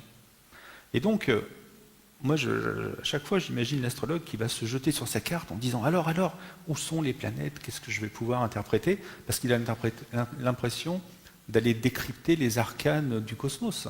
C'est vraiment ça, quand on pratique. Mais en fait, comme je vous l'ai dit, comme il n'y a pas de mécanisme physique, c'est juste les présences qui sont interprétées. Tel endroit, tel angle, telle position, etc. Mais en fait, avec tous les problèmes de redondance que je vous ai déjà décrits, ce qui serait étonnant, c'est qu'il n'y ait pas de configuration qui corresponde. Moi, aujourd'hui, c'est vraiment le sentiment que j'ai. D'autant plus que là, je vous parle des choses les plus simples. Je ne vous parle pas des sous-paramètres, d'autres classements encore qui existent, de la lune noire, des machins et des trucs. Enfin, il y en a des tonnes. Donc, moi, je ne suis pas étonné du tout que les gens soient fascinés quand ils pratiquent l'astrologie, comme je l'ai été. Mais par contre, maintenant, moi, j'ai des raisons pour ça. J'explique ça par la complexité du système. Et vraiment, la question que je me pose, c'est est-ce que le système n'est pas trop complexe pour l'astrologue? Et ça, c'est des questions que les astrologues ne se posent pas. Et je trouve ça vraiment dommage. Parce que moi, je leur pose régulièrement, mais... Donc, vous voyez, pour moi, l'erreur à la base, c'est de se dire « Oh là là, mais Mars est en carré pile avec Uranus. Mais il y a une probabilité infime pour que ça arrive. » Ouais, d'accord, mais si Mars avait, au lieu d'être en carré, si elle avait été, d'abord il y a deux carrés, si au lieu d'être là, elle avait été de l'autre côté, c'était pareil. c'est déjà 2 fois plus probable. Puis si elle avait été en opposition, ça marchait aussi. Et puis si c'était pas Mars, c'était Pluton. Bon, ok, le symbolisme est un peu différent, mais on aurait pu justifier aussi. Et finalement, à la base, et moi c'est ça j'y pensais dans les années 2000, et puis j'ai jamais pu le faire, moi je rêverais pour les astrologues d'un logiciel qui puisse donner le nombre de configurations possibles d'une situation avant qu'il regarde la carte. Parce que si le logiciel lui disait « mais attends, il y a 35 configurations possibles », eh ben, de lui-même il se dirait « mais à quoi ça sert que je regarde en fait ?» Ben ça, malheureusement, ça n'existe pas. J'aimerais bien qu'il y en ait un qui crée un logiciel comme ça. Donc, le problème des probabilités en maths, c'est que ça pose beaucoup de problèmes. Et donc, quand on calcule les probabilités a posteriori, c'est-à-dire après coup, eh ben, on risque de tomber dans les pièges là, que je vous ai décrits. Et trop souvent, les astrologues vont voir après coup, ils regardent où étaient les planètes et ils disent « mais regardez, la probabilité était très faible pour que ce soit comme ça ». Ouais, mais le problème, c'est qu'ils faisaient la probabilité de ce qu'ils ont trouvé et pas de tout ce qu'ils auraient pu trouver. Donc, vous imaginez bien que l'un des problèmes avec ce genre de choses, c'est que si un jour il y a une prévision que vous ratez, qu'il y a un événement qui se produit, par exemple, que vous n'avez pas prévu, eh ben, vous pouvez toujours aller chercher quelle est la configuration qui va pouvoir l'expliquer, et puis dire après, ah ben mince, mea culpa, je ne l'avais pas vu. Et moi ça, j'y ai assisté, mais plein de fois en fait. Et ce n'est jamais l'astrologie qui est remise en question. On dit toujours, ah c'est moi, je n'ai pas été assez vigilant, je ferai plus attention la prochaine fois. Ben, c'est dommage, c'est le système qu'il faudrait commencer à remettre en question. Et puis surtout que si on commence à mettre tous les paramètres qui ont été plus ou moins imaginés dans la tradition astrologique, parce qu'on remonte jusqu'à 2000-2500 ans, en fait, ça peut donner ce genre de carte. Donc évidemment, aucun astrologue n'utilise tout ça, c'est normal, mais en même temps, il y a un sceptique lui-même ex-astrologue qui s'est amusé à dire, mais étant donné que tous ces points sont censés avoir quand même des significations importantes, au moins pour ceux qui les ont créés, découverts, on ne sait pas, finalement, comment savoir lesquels sont plus importants que les autres? Sinon, parce qu'on a des habitudes, alors on va utiliser ceux qu'on a l'habitude d'utiliser. Évidemment, c'est inutilisable, ça, on a vraiment tout et son contraire. Et même si les astrologues utilisent des cartes beaucoup plus simples, et que je comprends qu'ils le fassent, moi je pense vraiment que le système est trop complexe, et qu'il y a un moment, je suis passé par là, je me suis dit, l'astrologue, il ne peut plus être le messager des astres, parce que le messager des astres, il est capable de synthétiser toutes ces informations. Mais ce n'est pas possible de synthétiser, même des cartes plus simples. Donc finalement, l'astrologue, est-ce que ce n'est pas tout simplement l'auteur de ces interprétations? Et ça, le pire, c'est qu'on l'a testé. Et quand on demande à des astrologues d'interpréter des cartes de naissance différentes, eh ben, ils sortent finalement des interprétations différentes, alors que c'est les mêmes cartes. Parce que la créativité, l'inspiration tient beaucoup de place là-dedans. Ça fait combien de temps? Je n'ai pas lancé mon chronomètre. Encore 20 minutes. Super. Je me dépêche. Donc pour aller très vite, moi, une de mes premières découvertes, entre guillemets, c'était il y a 20 ans, c'est que quand on pratique, en fait, on ne remet pas en question les fondements. C'est des choses mais complètement différentes. Donc on va traiter des fondements, de la théorie dans des traités, par exemple, et puis on va faire de la pratique sur le terrain. Et quand on a des contradictions, ça ne va pas forcément remettre en question la théorie. Donc c'est évidemment plus compliqué, mais dans l'idée, c'est ça en fait. Le système n'évolue pas. Il se complexifie toujours et toujours. Donc, est-ce que le système peut tromper son propre utilisateur? Voilà, ça c'est partie des dernières questions que j'ai posées dans le bulletin de la fédération avant de partir. Et parce que mine de rien, ça fait quand même plus de 2000 ans que ça existe, il n'y a toujours pas de théorie de l'erreur en astrologie. Moi j'étais le premier à commencer à y penser dans les années 2000, et ça m'a amené à en sortir. Mais quand on veut revendiquer le statut au moins de connaissance, c'est compliqué. Alors il y a aussi les statistiques, dont je ne parle pas ici, mais pour une approche mathématique de l'astrologie, il y a des centaines d'expérimentations qui ont été montées, on a fait énormément de tests, et j'espère que j'aurai le temps d'en parler un petit peu plus loin. Donc une connaissance comme les mathématiques, non, l'astrologie, pas du tout. Comme la philosophie peut-être, parce que, la philosophie quand même, ça permet de se poser des questions sur un peu ce dont je vous ai parlé là, le sens de la vie, le lien au cosmos, éventuellement la prédestination, des questions métaphysiques, littéralement. Et moi qui avais un cursus de philo, en plus, j'étais un peu sensible à ça, pas tant que ça, mais un peu. Et donc, pourquoi pas la philosophie? Le problème, c'est que la philosophie adore interroger l'origine des théories, leur fondement. Est-ce que vraiment ils tiennent? Est-ce qu'il y a une cohérence générale des systèmes? Quelles sont les implications?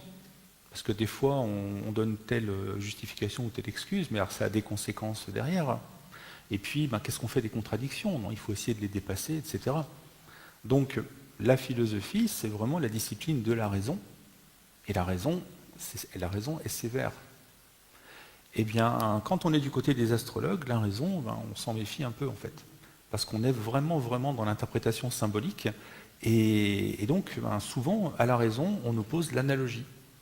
C'est-à-dire qu'on va fonctionner par analogie pour utiliser des symbolismes qui vont nous faire penser à telle situation, à telle autre, à telle interprétation.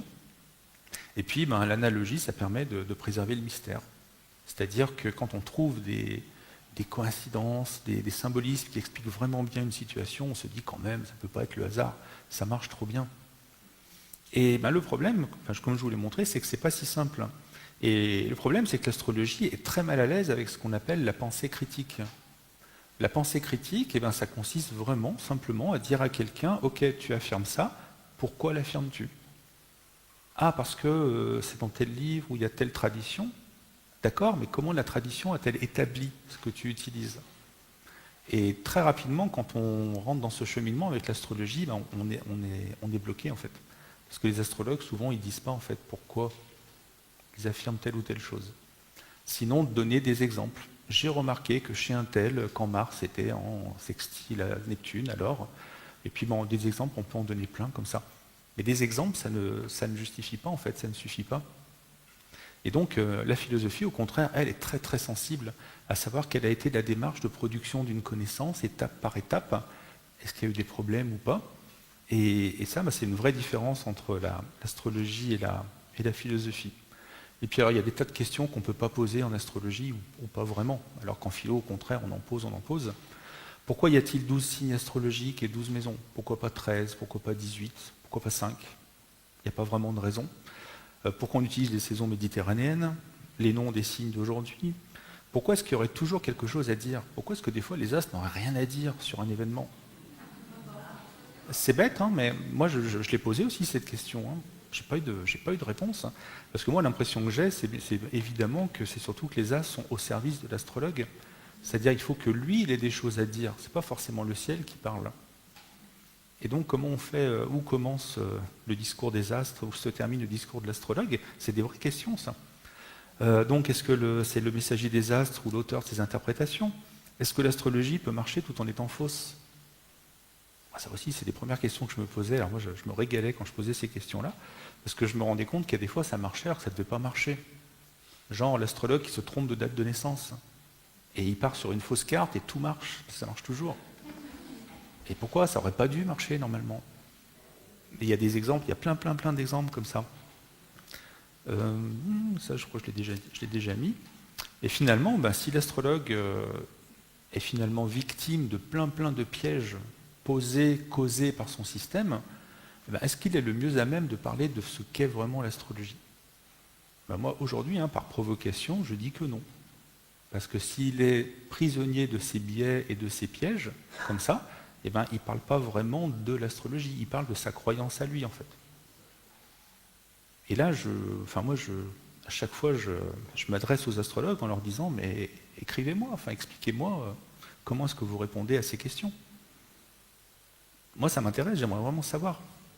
Donc, comme l'astrologie, c'est pas du tout comme la philosophie, même si, pour la métaphysique, on peut se poser éventuellement des choses.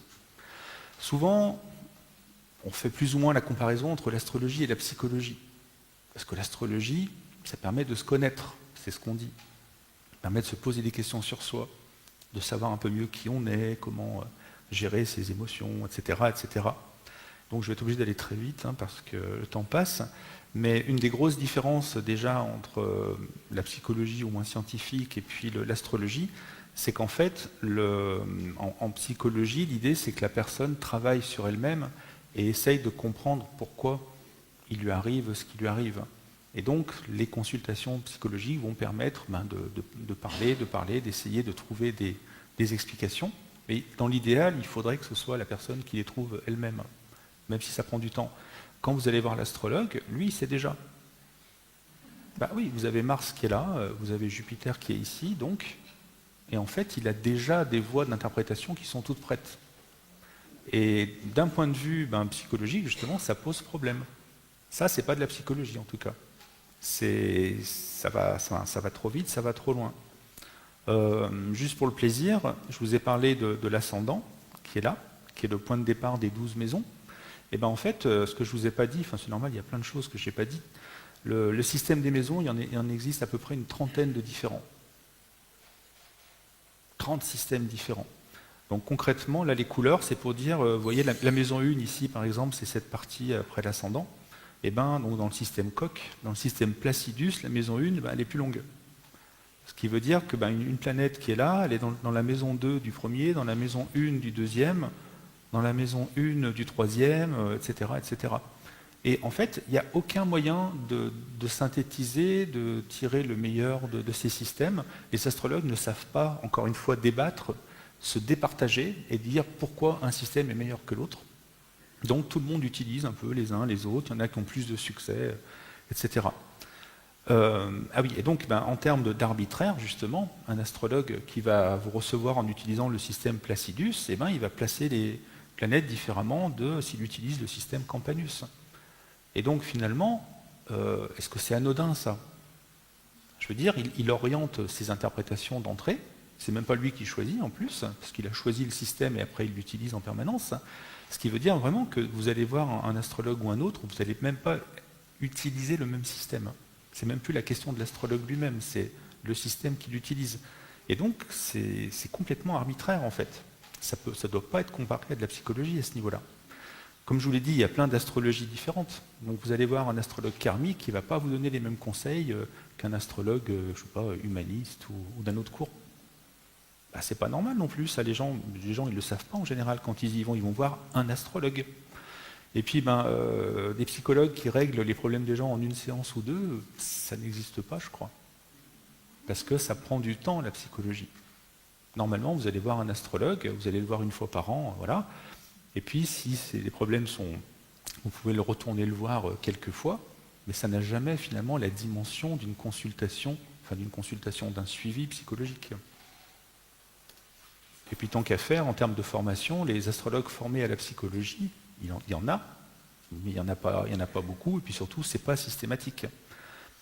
Donc la plupart sont autonomes, ils travaillent tout seuls, souvent ils ne sont pas formés à la psychologie, ce sont des psychologues un petit peu plus ou moins autoproclamés, des fois ils y croient en plus, ils sont supervisés par personne, etc. Enfin, on est très très loin de la psychologie. Donc il ne suffit pas de se poser des questions sur soi pour dire qu'on fait de la psychologie. Il n'y a pas que la psychologie qui permet de se poser des questions sur soi. La philosophie aussi, il y a plein d'autres choses. Et puis après, chacun est livré à soi-même surtout. On prend un bouquin et puis on va se poser des questions sur soi avec l'astrologie, mais en n'ayant pas conscience en général de tous les problèmes qui se posent en amont. Donc comme la psychologie, toujours pas. Pour aller très vite... l'astrologie, ça pourrait être quand même un phénomène qui existe, mais qui est très mal étudié par des astrologues qui tombent dans tous les pièges que je vous ai décrits et encore plein d'autres. Pourquoi pas? C'est pour ça que la science s'est intéressée à l'astrologie depuis un siècle et a tenté des tas d'expérimentations en se disant on ne sait jamais, il y a peut-être quelque chose. Bon, ils ne doivent pas avoir raison à 100% sur toute la ligne, mais il y a peut-être un truc qui est vrai là-dedans. Et donc il y a eu plein de tests qui ont été créés, qui ont été menés, qui ont été répliqués, souvent quand c'est possible avec des astrologues, parce que c'est vrai qu'on pourrait étudier ça de l'extérieur et ils pourraient contester. Donc on met en place des expériences avec les astrologues et on essaye de tester tout ça. Et les résultats sont assez négatifs. Donc là, j'ai plein d'exemples. Si je vous en donne deux types. Carlson, c'est un physicien qui a monté une expérimentation dans les années 80, qui était très très bien faite, même si elle a été critiquée par les astrologues, et menée avec des astrologues. L'idée, c'était de prendre 100 sujets au hasard, et puis de demander à des astrologues de monter leur thème de naissance. C'est-à-dire qu'ils montaient le schéma, et puis ils produisaient un texte pour décrire la personne. Et ensuite, ce qu'on faisait, c'est qu'on prenait une personne, et on lui donnait son portrait astrologique, mais l'erreur à commettre, donc c'est pas ce qui a été fait, c'est de lui donner son portrait, de lui demander s'il se reconnaît dedans. Parce qu'en général, les gens se reconnaissent dedans. Mais ils se reconnaissent aussi dans les portraits qui ne sont pas de leur date de naissance. Et c'est ça le plus important. Donc on a arrêté de faire ça il y a longtemps, parce que là, ça marchait bien, les gens se reconnaissaient, donnaient des super notes et tout, et donc ça semblait valider l'astrologie. Donc non, ce qu'on fait, c'est qu'on prend la personne, on lui donne son texte, et on en donne 2 autres. Évidemment, on ne lui dit pas lequel est le sien, on lui demande de le retrouver. Et pour s'assurer qu'il n'y a pas une influence sociale de l'astrologie, on fait toujours en sorte que ça soit 3 thèmes du même signe. C'est-à-dire qu'il faut que ce soit 3 thèmes de bélier, par exemple, mais nés à des dates différentes, donc avec d'autres positions très différentes. Donc comme ça, je veux dire, ils ne peuvent pas reconnaître le signe du bélier, et puis si on leur donne une description du taureau, ils vont se dire, ça c'est pas moi. Ça peut ne pas dépendre de l'astrologie, ça. Donc quand on fait ça, on leur donne 3 portraits montés par des astrologues, et les gens retrouvent leur portrait dans 33% des cas. C'est absolument terrible. 33% des cas, ça veut dire 1 fois sur 3. C'est exactement comme s'ils le tiraient au sort sans le lire. C'est des choses qui sont dures, qui sont terribles, ça, pour l'astrologie, d'autant plus que cette expérience a été répliquée, ça donne toujours le même résultat. Donc, le phénomène inconnu, derrière, il y en a peut-être un, mais en tout cas, ce n'est pas le thème de naissance qui, manifestement, en est le bon témoin. Et donc ça, c'était une partie de l'expérience, parce qu'il y en avait une autre, où on prenait les 100 mêmes sujets, et ils allaient voir des psychologues cette fois-ci. Et les psychologues montaient des portraits psychologiques des personnes, et on a fait le contraire. On a demandé à des astrologues, on leur a donné une date de naissance, et on leur a donné, alors je ne sais jamais, mais je crois que c'est 2 portraits psychologiques, et on leur demandait de retrouver le bon portrait, avec une date. Et ils réussissaient dans 50% des cas. Alors que là, ils avaient vraiment un portrait rigoureux, manifestement, parce que je ne sais plus comment les psychologues avaient été choisis, mais c'était assez sérieux, et donc ça ne marchait pas non plus. Et donc, une variante de l'expérience qui a été reproduite, ça ne marche jamais, c'est un chercheur qui s'appelle Nanninga, j'ai oublié un N, et lui, en fait, ce qu'il a fait, il a fait la même chose, mais son idée, ça a été de dire, je prends 7 personnes, donc anonymes, de 7 professions très différentes, genre un scientifique, un artiste, un sportif, des personnes vraiment très très différentes. Et puis, donc, il a réussi à avoir une 50aine, je crois, d'astrologues, c'est aux Pays-Bas, qui sont venus participer à l'expérience, des très renommés, et puis des amateurs, il y avait de tout. Et donc, l'idée, c'était, on va vous donner 7 dates de naissance, donc vous avez les professions, et ça compte pas, parce que vous allez pouvoir poser autant de questions que vous voulez aux gens. Donc, tous les astrologues se sont mis d'accord sur une liste de, je ne sais plus, 20 ou 30 questions à poser. Et donc, les questions ont été envoyées aux 7 personnes qui ont répondu. Donc, c'est vraiment les questions choisies par les astrologues. Et après, les astrologues... Ah, mais j'ai oublié de vous mettre l'image. Ah, j'ai oublié de mettre l'image, tant pis. Les astrologues, donc, ont réattribué, en fait, selon ce qu'ils pensaient, donc, des dates de naissance au profil. Et donc, les résultats ont été catastrophiques. C'est-à-dire que vraiment, je m'en veux de ne pas avoir mis ça. Bon. On a un résultat en matrice, et on voit vraiment que en fait, ça fait tellement de combinaisons possibles, parce qu'ils ont 7 dates, ils ont, on va dire, 7 noms, et donc ils ont vraiment une 50aine de combinaisons possibles, et ils réussissent dans un nombre très faible de cas, à peu près celui qui était prévu par le hasard. Mais l'intérêt de cette expérience, ce n'était pas juste ça, c'était de voir si des astrologues allaient se tromper ou réussir de la même manière. Et donc c'est ça le truc qui est extraordinaire, c'est qu'en fait, ils sont complètement hétérogènes.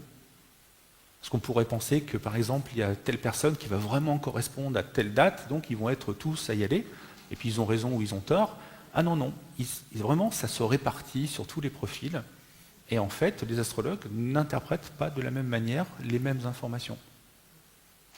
Et ça, c'est quand on veut monter une connaissance, quand on veut prétendre représenter, sinon une science, en tout cas une discipline quand même très avancée, ancienne, etc. Eh bien, c'est pas normal, ça ne devrait pas se passer comme ça. Ou alors, il faut qu'ils viennent l'expliquer ou qu'ils viennent corriger des choses. Mais on ne voit jamais les astrologues corriger leur discipline. C'est quelque chose qui n'existait pas quand j'y étais, et puis c'est toujours pas. On a fait la même chose avec des jumeaux, des gens nés en moyenne à 4 minutes d'écart. 4 minutes, c'est des jumeaux plus vrais que vrais. Parce que je ne suis pas sûr que ça existe, les jumeaux à 4 minutes, enfin peut-être, mais ça va très vite. Et en fait, on a pris des bébés nés sur une semaine dans un hôpital, et puis on les a rangés dans l'ordre chronologique, ce qui fait qu'en moyenne, il y avait moins de 4 minutes, allez, moins de 5 minutes, on va dire, entre les bébés. On les a comparés 2 à 2, parce que, en fait, c'est des chercheurs qui avaient fait ça dans les années 50, et après, pour d'autres raisons, ils leur avaient fait passer des tests de QI tout au long de leur vie pour voir si le QI variait ou pas. On a noté leurs traits de personnalité, leur réussite professionnelle ou pas, etc. Et après, donc, quand on a récupéré ces données, on a cherché, en comparant avec les thèmes de naissance, et puis voir si les gens avaient surtout les mêmes, avaient des points communs en traits de personnalité, en réussite professionnelle, éventuellement en QI. Et il n'y a rien, ça ne marche pas. Avec des jumeaux, là c'est ce qu'on appelle des jumeaux astrologiques, c'est-à-dire vraiment très très proches. Ils ont le même thème, quoi. À moins de 4 minutes d'écart, il n'y a quasiment pas d'écart. Donc même thème de naissance, et on n'arrive pas à trouver des grosses coïncidences. Donc vraiment, il y a vraiment des choses qui ne marchent pas, quoi. Donc on pourrait espérer que la communauté astrologique s'organise pour essayer de monter une connaissance. Finalement, non, mais bon, vous n'êtes peut-être pas étonné par rapport à ce que je vous dis. Et moi, je sais que j'étais déjà déçu à l'époque, mais bon, c'est toujours pareil. Hein. Il n'y a pas de débat collectif entre les astrologues, vraiment d'essayer d'avancer, de régler, de poser des problèmes pour après chercher des solutions. Chacun est un petit peu dans son coin. Il a ses clients, il a son école d'astrologie, il a ses fans, il a ses disciples éventuellement. Les colloques, le mot existe, mais il y a 10 personnes qui y vont, et c'est en général pas des astrologues renommés. Il n'y a pas d'ouvrage de synthèse. Enfin, en termes d'éthique, c'est quand même fou. C'est quand même fou. Donc on dirait que les gens sont livrés à eux-mêmes, et puis en fait, s'éclatent, j'ai envie de dire. C'est-à-dire que vraiment, moi, encore plus maintenant, pour moi, l'astrologie, c'est pas un outil qui permet d'explorer le réel du monde, le réel des gens. C'est vraiment des artistes qui sont créatifs et qui ont beaucoup, beaucoup d'imagination, et qui, en fait, en rencontrant les personnes, arrivent à coller un petit peu à leurs problèmes. Alors, effectivement, leur poser des questions, les faire réfléchir d'une certaine manière, mais est-ce qu'ils leur font se poser les bonnes questions? Ça, on peut vraiment en douter. Et je regrette vraiment que, justement, les astrologues ne débattent pas entre eux, au moins. Ils pourraient. Juste pour le plaisir, peut-être que maintenant, vous avez compris pourquoi je ne pense pas du tout que l'astrologie est une science. Quand on demande dans les sondages aux Français, on a vraiment ce genre de résultats. Là, c'est en 2022. Par exemple, les jeunes sont à 49% à estimer que l'astrologie est une science. Je veux dire, la réalité de la société d'aujourd'hui, c'est que l'astrologie est de partout. Enfin, vraiment, elle est vraiment dans la population. Et ça, j'en ai pris conscience qu'il y a 4-5 ans, parce que je me disais, j'en entends quasiment plus parler. Et puis, j'ai pris conscience de ce qu'on appelle les bulles cognitives, les bulles de filtre, qui sont créées par les algorithmes, notamment sur Internet. Quand vous allez sur Internet, les algorithmes savent ce que vous avez l'habitude de chercher, donc ils vont vous redonner plutôt des résultats qui s'approchent de vos précédentes recherches. Et au bout d'un moment, vous n'avez que des choses qui vont dans votre sens, et très peu qui vont vous contredire. Et donc en haut à gauche, si on regarde les seniors, c'est pas très loin, c'est 41%. Et ce sont des chiffres qui sont assez stables en plus. C'est pas juste, tiens, en 2022, on ne sait pas ce qui s'est passé. Non, non, l'astrologie est vraiment là. Depuis les années 80, les sociologues, en tout cas il y a eu un trou là, c'est bien dommage, mais essayent de poser un peu toujours la même question dans certains sondages. Donc j'ai listé toutes les études. Croyez-vous à l'explication du caractère par les signes astrologiques? C'est une question qui est très précise et qui n'est pas la même que croyez-vous en l'astrologie. Notamment parce qu'au début, je vous ai expliqué pourquoi le signe, ce n'est pas représentatif de la carte de naissance. Et bon, comme vous pouvez le constater, depuis les années 80, c'est à peu près constant. En fait, ça fluctue, grosso modo, entre 35 et 46, donc aux alentours de 40%, quoi. C'est une croyance qui est très installée dans la population.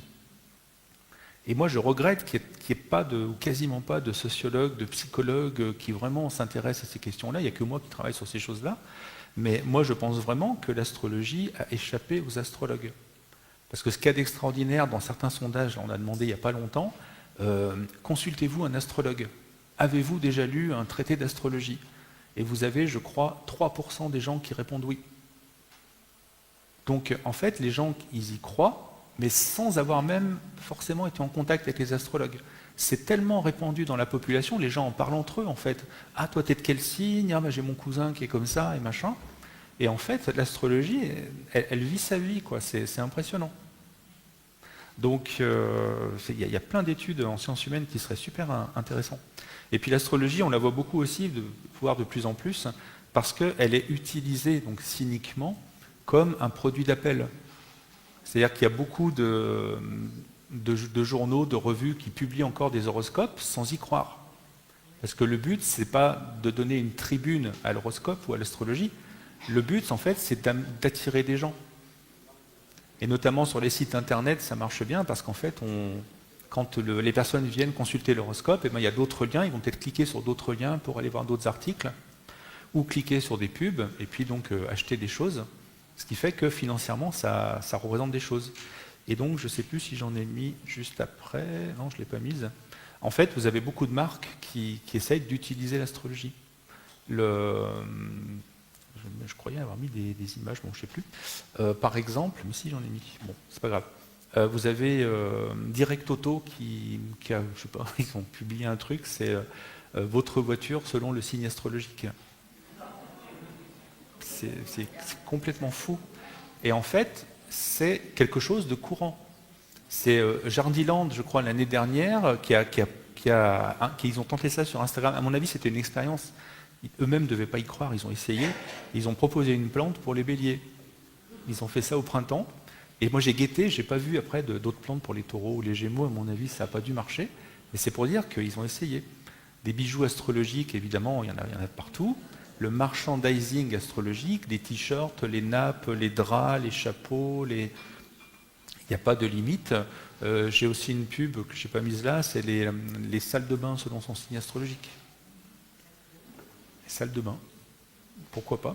Je dis, dans l'idée des marques, c'est de dire, l'idée c'est d'attirer l'attention des personnes. On sait que les gens y croient, peut-être que ça en fera venir quelques-uns. Donc il y a vraiment une utilisation comme ça, qui peut expliquer que l'astrologie vraiment fait partie du quotidien, est très présente. Et puis, depuis encore plus 2020, on a beaucoup de formations, de cours qui se vendent, qui sont maintenant très faciles à organiser via Internet, parce que depuis la Covid, on a beaucoup avancé sur ces systèmes-là à distance, ce qui fait qu'il y a des gens qui arrivent manifestement à en tirer des revenus. Et donc, en fait, ça fait un petit peu boule de neige. Donc là, j'ai quasiment terminé. Et j'aimerais poser la question, en fait, est-ce que l'astrologie, ça permet vraiment une connaissance de soi? Ou alors, moi, ce que j'appelle une autoprogrammation. Parce que si ça ne marche pas, si ça ne correspond pas, et que pourtant on ressemble, ou on trouve qu'on ressemble à son signe, par exemple, il y a peut-être d'autres raisons. Et à force, moi ça a commencé comme ça, à force de lire le portrait de mon signe, et d'en lire encore et encore et encore, en fait, je me posais des questions de mon signe, que je ne vous donne pas, parce que j'aime bien quand les astrologues essayent de deviner ma date de naissance et tout ça, c'est marrant, puis ça marche jamais.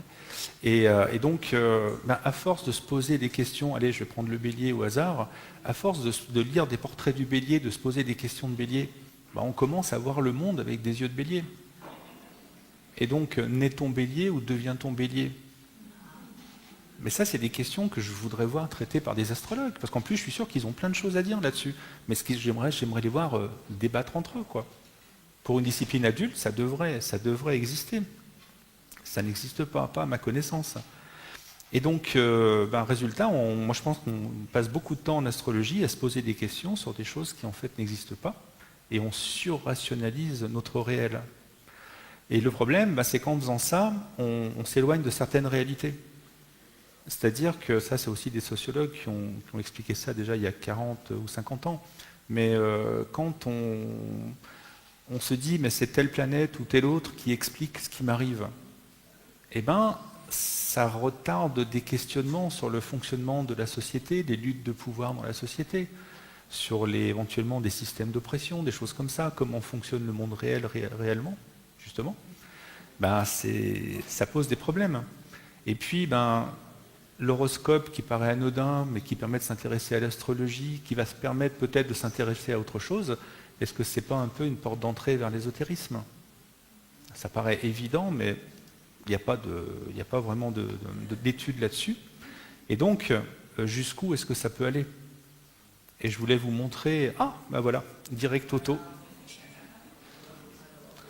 C'est complètement fou.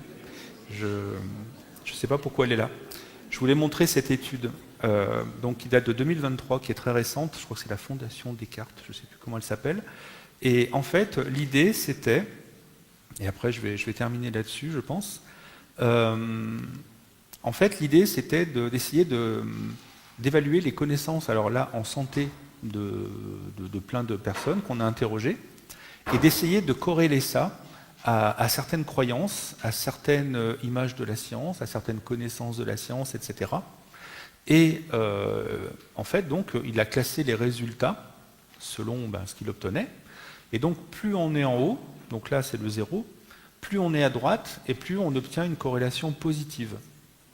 Alors, exemple, ici, on a une grosse corrélation entre donc, les connaissances en santé, et donc facteurs cognitifs, rapport à la science, etc., et la confiance en la science. Donc manifestement, l'indice de connaissances en santé est d'autant plus fort qu'on a confiance dans la science. Parce que quand on a confiance en elle, on doit se documenter, et donc on a certaines connaissances. Et puis, plus on descend, et plus la corrélation diminue. Et par exemple, là, elle devient négative, par exemple, quand on a déjà consulté des thérapeutes alternatifs. Ce qu'on appelle les médecines alternatives, c'est-à-dire qui ne sont pas de la médecine conventionnelle, mais autre chose. Eh ben, le fait d'en avoir déjà consulté, ça veut dire probablement qu'on s'est déjà intéressé, posé des questions, etc. Eh ben, quand on s'intéresse à ce genre de choses, on commence à avoir une corrélation négative avec les connaissances en santé. Et donc, il y a tout un tas de choses qui ont été testées, et vous voyez que la place des croyances paranormales, genre astrologie, on est quasiment tout en bas, et là, on a une corrélation qui est très négative. Donc, ça ne veut pas dire que c'est le fait de s'intéresser à l'astrologie qui fait qu'on aurait de moins bonnes connaissances en santé, mais en tout cas, il y a une corrélation, c'est un ensemble de choses. Et moi, c'est ce qui me fait aussi penser que l'astrologie, c'est pas anodin. Et donc, il y a plein de résultats dans cette étude. Ici, c'est le fait de renoncer à un traitement médical pour une thérapie alternative. Et bien là, plus on croit justement à des choses, genre l'astrologie, et plus vraiment on a des corrélations avec le fait d'arrêter des traitements. C'est vraiment lié, quoi. Donc on peut interroger le pourquoi, le comment, etc. Mais en tout cas, il y a vraiment des liens. Le refus vaccinal. Alors là, les croyances justement paranormales, astrologie, c'est la corrélation la plus élevée. Plus on croit à ces choses-là, et manifestement, plus on a des chances de faire partie des personnes qui ont, à un moment ou un autre, refusé un vaccin. Donc, ces sujets-là, ces sujets-là, le mien en particulier, l'astrologie, mais toutes les croyances à côté, moi je fais partie d'une communauté, d'un groupe, ce qu'on appelle des sceptiques, qui justement s'intéressent à toutes ces croyances pour les analyser de manière critique. Et il y a plein de choses à en dire, et c'est super intéressant. Et en fait, j'ai des copains qui font la même chose que moi avec l'astrologie. Eux, ils le font avec d'autres sujets, soit ésotériques, soit moins. Et vraiment, je vous encourage à vous intéresser à ces choses-là, parce que il y a des conséquences vraiment dans le réel. Vraiment, l'astrologie, moi je vous ai parlé de plein de choses. Si on parle du quotidien, moi je manque de données là-dessus, donc j'ai demandé sur les réseaux, etc. J'ai eu des témoignages, et je pense vraiment, je l'ai déjà observé dans le milieu astrologique, que l'astrologie, par exemple, ça peut vraiment être utile quand on est dans un débat, qu'on y croit, pour se renforcer nos opinions, voire pour les asseoir, ou pour convaincre l'autre. C'est fou de voir des astrologues qui débattent entre eux de choses théoriques, et comme ils connaissent leur date de naissance, il y en a un qui va dire à l'autre « Non, mais attends, toi, t'as Mars en Vierge, c'est normal. » ou tu as Mercure en Capricorne, donc tu manques un peu d'imagination. Et donc, ils vont se lancer des arguments comme ça. Et moi, par exemple, quand j'étais chez des astrologues et que je commençais un petit peu à innover dans mes questionnements, j'étais, ah bah mince, je l'ai dit, j'étais un Verseau visionnaire. Vraiment, je commençais vraiment à poser de nouvelles questions et ça permettait de faire avancer la discipline. Bah, quand je suis passé du côté des sceptiques, j'étais plus un Verseau visionnaire, j'étais un Verseau déconnecté du réel. Parce que quand le Verseau il monte trop dans sa tour d'ivoire là-haut, il perd pied en fait et il perd le contact avec la réalité. C'est pratique en fait, les symbolismes, on peut trouver un peu ce qui nous arrange et ce qui va dans le sens de nos opinions. Une fois aussi, ça m'a marqué, il y avait un débat donc, dans la fédération entre un membre d'honneur et puis le président. Et en fait, bon, ils n'étaient pas d'accord sur un truc. Et à un moment, donc, le membre d'honneur dit au président, mais en ce moment, tu as Pluton qui est en carré à ton soleil. Donc, ton jugement est altéré, c'est normal. Enfin, tu vas un peu trop loin, parce que je crois qu'on proposait d'arrêter les prévisions, quelque chose comme ça. Et puis, je me suis dit, oh là là, mais où est Pluton dans le thème du membre d'honneur? Et comme j'avais sa date de naissance, je vais voir dans son thème. Et là, franchement, ça m'a fait chaud au cœur, parce qu'il avait Pluton en carré au soleil, lui aussi, à ce moment-là. Et c'est génial, quoi. Parce qu'en fait, il avait utilisé ça pour essayer de comprendre pourquoi son interlocuteur répondait comme il répondait. Et il ne s'est pas demandé, lui, s'il pouvait avoir le jugement altéré, etc. Mais en fait, c'est toujours comme ça. Donc on va utiliser pour un petit peu renforcer nos opinions. Et puis je vais m'arrêter là parce que j'ai dépassé. Mais c'est pour dire que l'astrologie, ça peut vraiment aussi servir à... quand on s'en sert sur nos proches, on peut essayer de leur faire passer des choses, d'expliquer, d'essayer de faire tomber leur résistance parce que c'est à cause du taureau ou des trucs comme ça, ou alors essayer de les pousser dans un sens plus qu'un autre, etc., etc. Donc franchement, moi quand je vois les astrologues utiliser leur système, des fois j'ai l'impression de voir un peu quelque part des enfants avec un jouet, quoi. Parce qu'ils s'éclatent, vraiment, quelque part c'est chouette ce qu'ils font aussi. Des fois il y a des interprétations, c'est joli et tout, mais ils se prennent au sérieux. Et quand nous, on a des résultats, quoi. Ça a été testé de plein de manières différentes, et ça ne marche pas aussi bien qu'ils le pensent. C'est ça que j'ai envie de dire. Moi, je pense que ça ne marche pas du tout, mais au moins qu'ils doivent se dire que ça ne marche pas aussi bien qu'ils le pensent. Et donc, quand est-ce que les astrologues vont essayer de s'organiser pour faire le ménage ou remettre des choses en question? Il faudrait, parce que c'est nécessaire d'un point de vue au moins éthique. Voilà, je vous remercie d'être resté jusqu'au bout, et puis je vais m'arrêter là.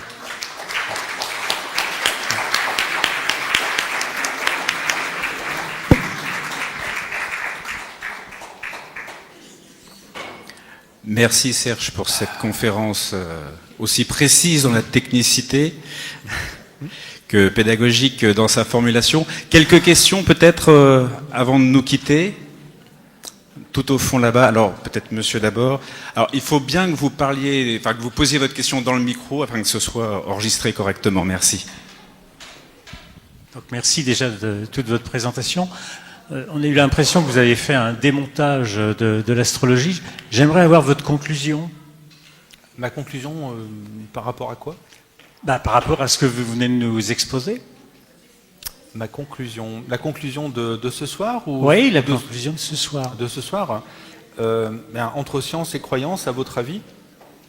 Je pense que vraiment l'astrologue est dans un système de croyance parce qu'il se raccroche à certaines conceptions qu'il a apprises, qu'il a même expérimentées lui-même, mais en ne se confrontant pas aux faits, à des faits qui vont contredire ce qu'on est obligé d'appeler des croyances. C'est-à-dire que le jour où les astrologues en fait intègrent les résultats négatifs de l'astrologie, ils seront obligés de modifier l'astrologie, c'est ce qui se passe avec toutes les connaissances, et puis ils pourront techniquement améliorer leurs connaissances. Mais le fait de ne pas rentrer dans cette démarche, c'est pour moi la preuve d'un rapport au réel qui n'est pas celui d'une exploration du réel. On n'essaie pas vraiment de comprendre le réel et puis de s'assurer qu'on va conseiller les gens avec des choses dont on est certain. Parce que autant peut-être qu'on ne peut pas être certain de quelque chose qui marche, parce qu'il n'y a rien qui a été prouvé, mais en tout cas on peut être certain de choses qui ne marchent pas. Parce qu'il y a plein de choses dont on a montré que ça ne marchait pas. Et pourquoi les pratiques continuent-elles à partir de procédés qu'on a démontés et dont on a montré qu'ils ne marchaient pas? voyez, c'est vraiment le rapport, à mon avis, au monde et au réel qui est en jeu. Et on ne peut pas forcer les gens à, comment dire, à aller notamment de notre côté, parce que moi je pense qu'il faut intégrer tous les résultats, même les résultats négatifs pour avancer, mais je ne peux pas obliger les gens à le faire. Ce qui me gêne par contre, c'est qu'ils continuent de professer, j'ai envie de dire, de recevoir des gens qui vont les voir pour des problèmes sérieux, parce qu'ils sont mal dans leur vie, qu'ils ont des vraies questions existentielles. Et moi, j'avoue que je n'y pense pas, mais j'imagine à peine tous les conseils qu'ils reçoivent, qui varient d'un astrologue à l'autre, etc. Et moi, je trouve ça effrayant. Donc, ma conclusion, voilà, c'est celle-là. C'est-à-dire que l'astrologie, en tout cas, est très très loin d'avoir un statut de science et même de connaissance. Je trouve qu'elle n'est pas assez exigeante sur ses prétentions et sur ses résultats. Oui, bonjour. Bonjour. Je suis ravi de vous voir en vrai. Comment ça fait un astrologue? Alors maintenant, je me doute à notre époque, mais comment ça faisait un astrologue pour savoir où étaient les planètes? Est-ce qu'il sortait le soir, qu'il regardait? Est-ce qu'il faisait ses calculs? Est-ce qu'il faisait un suivi? Est-ce qu'il regardait un éphéméride? Comment les astrologues ils devaient faire un peu d'astronomie? Comment ils faisaient? Donc la réponse est un petit peu dans votre question. Vous avez donné plein de possibilités. Je dirais, l'erreur, c'est vraiment de penser que l'astrologue observe le ciel. Ça fait 2000 ans que ce n'est plus le cas. Notamment quand la planète est de l'autre côté de la Terre, au moment où il veut monter son thème, il ne peut pas la voir de toute façon. Donc, Fabrice, tu es devant la personne qui posait la question. Donc en fait, grosso modo, si on remonte dans l'Antiquité, c'est essentiellement, on va dire ça comme ça, les Grecs qui ont réussi à géométriser le ciel et à prévoir assez précisément les mouvements des planètes, donc de la Lune et du Soleil. Et à partir du moment où les éphémérides, vous avez dit le nom, c'est-à-dire les tables des déplacements des planètes telles qu'on les calculait à l'avance, ont été connues, à partir de là, l'astrologue n'avait plus besoin de regarder le ciel. Donc ce qu'il fallait, c'est remettre à jour les tables tous les 100 ans ou 200 ans ou quelque chose comme ça, parce qu'elles n'étaient pas assez précises sur la durée. Mais sinon, en fait, tout était dans le livre. C'est-à-dire, on va chercher à telle date où était telle planète. Donc c'est comme ça qu'on faisait, par le calcul. Bonjour. Vous Bonjour. avez comparé l'astrologie donc est-ce que c'est une science, est-ce que c'est de la philosophie, mais est-ce que on ne peut pas la comparer à une mancie tout simplement comme les cartomanciennes utilisent le support des cartes, l'astrologue utilise un système qui... Alors totalement, j'en ai pas parlé parce que je pensais que c'était pas vraiment le sujet, mais moi complètement, totalement. Pour moi, je connais même des astrophysiciens qui disent qu'on devrait parler d'astromancie et pas d'astrologie. Parce que, en fait, vu tous les résultats qu'on a, en fait, l'astrologue travaille avec un système totalement virtuel et même arbitraire, dont il tire un petit peu n'importe quoi, et notamment pour tenter de prévoir l'avenir façon divination, comme toutes les autres mancies, quoi. Donc oui, bien sûr, oui. Oui, oui. Bon, on va remercier Serge. On va l'applaudir Bon, encore très une bien. fois. Bon. Merci bien. Je pense que ça a été très utile. Merci. Donc, rendez-vous Assemblée Générale mardi 6 mai au Petit Louvre avec l'escalier en colimaçon. Et si vous avez encore des questions, n'hésitez pas à venir me voir.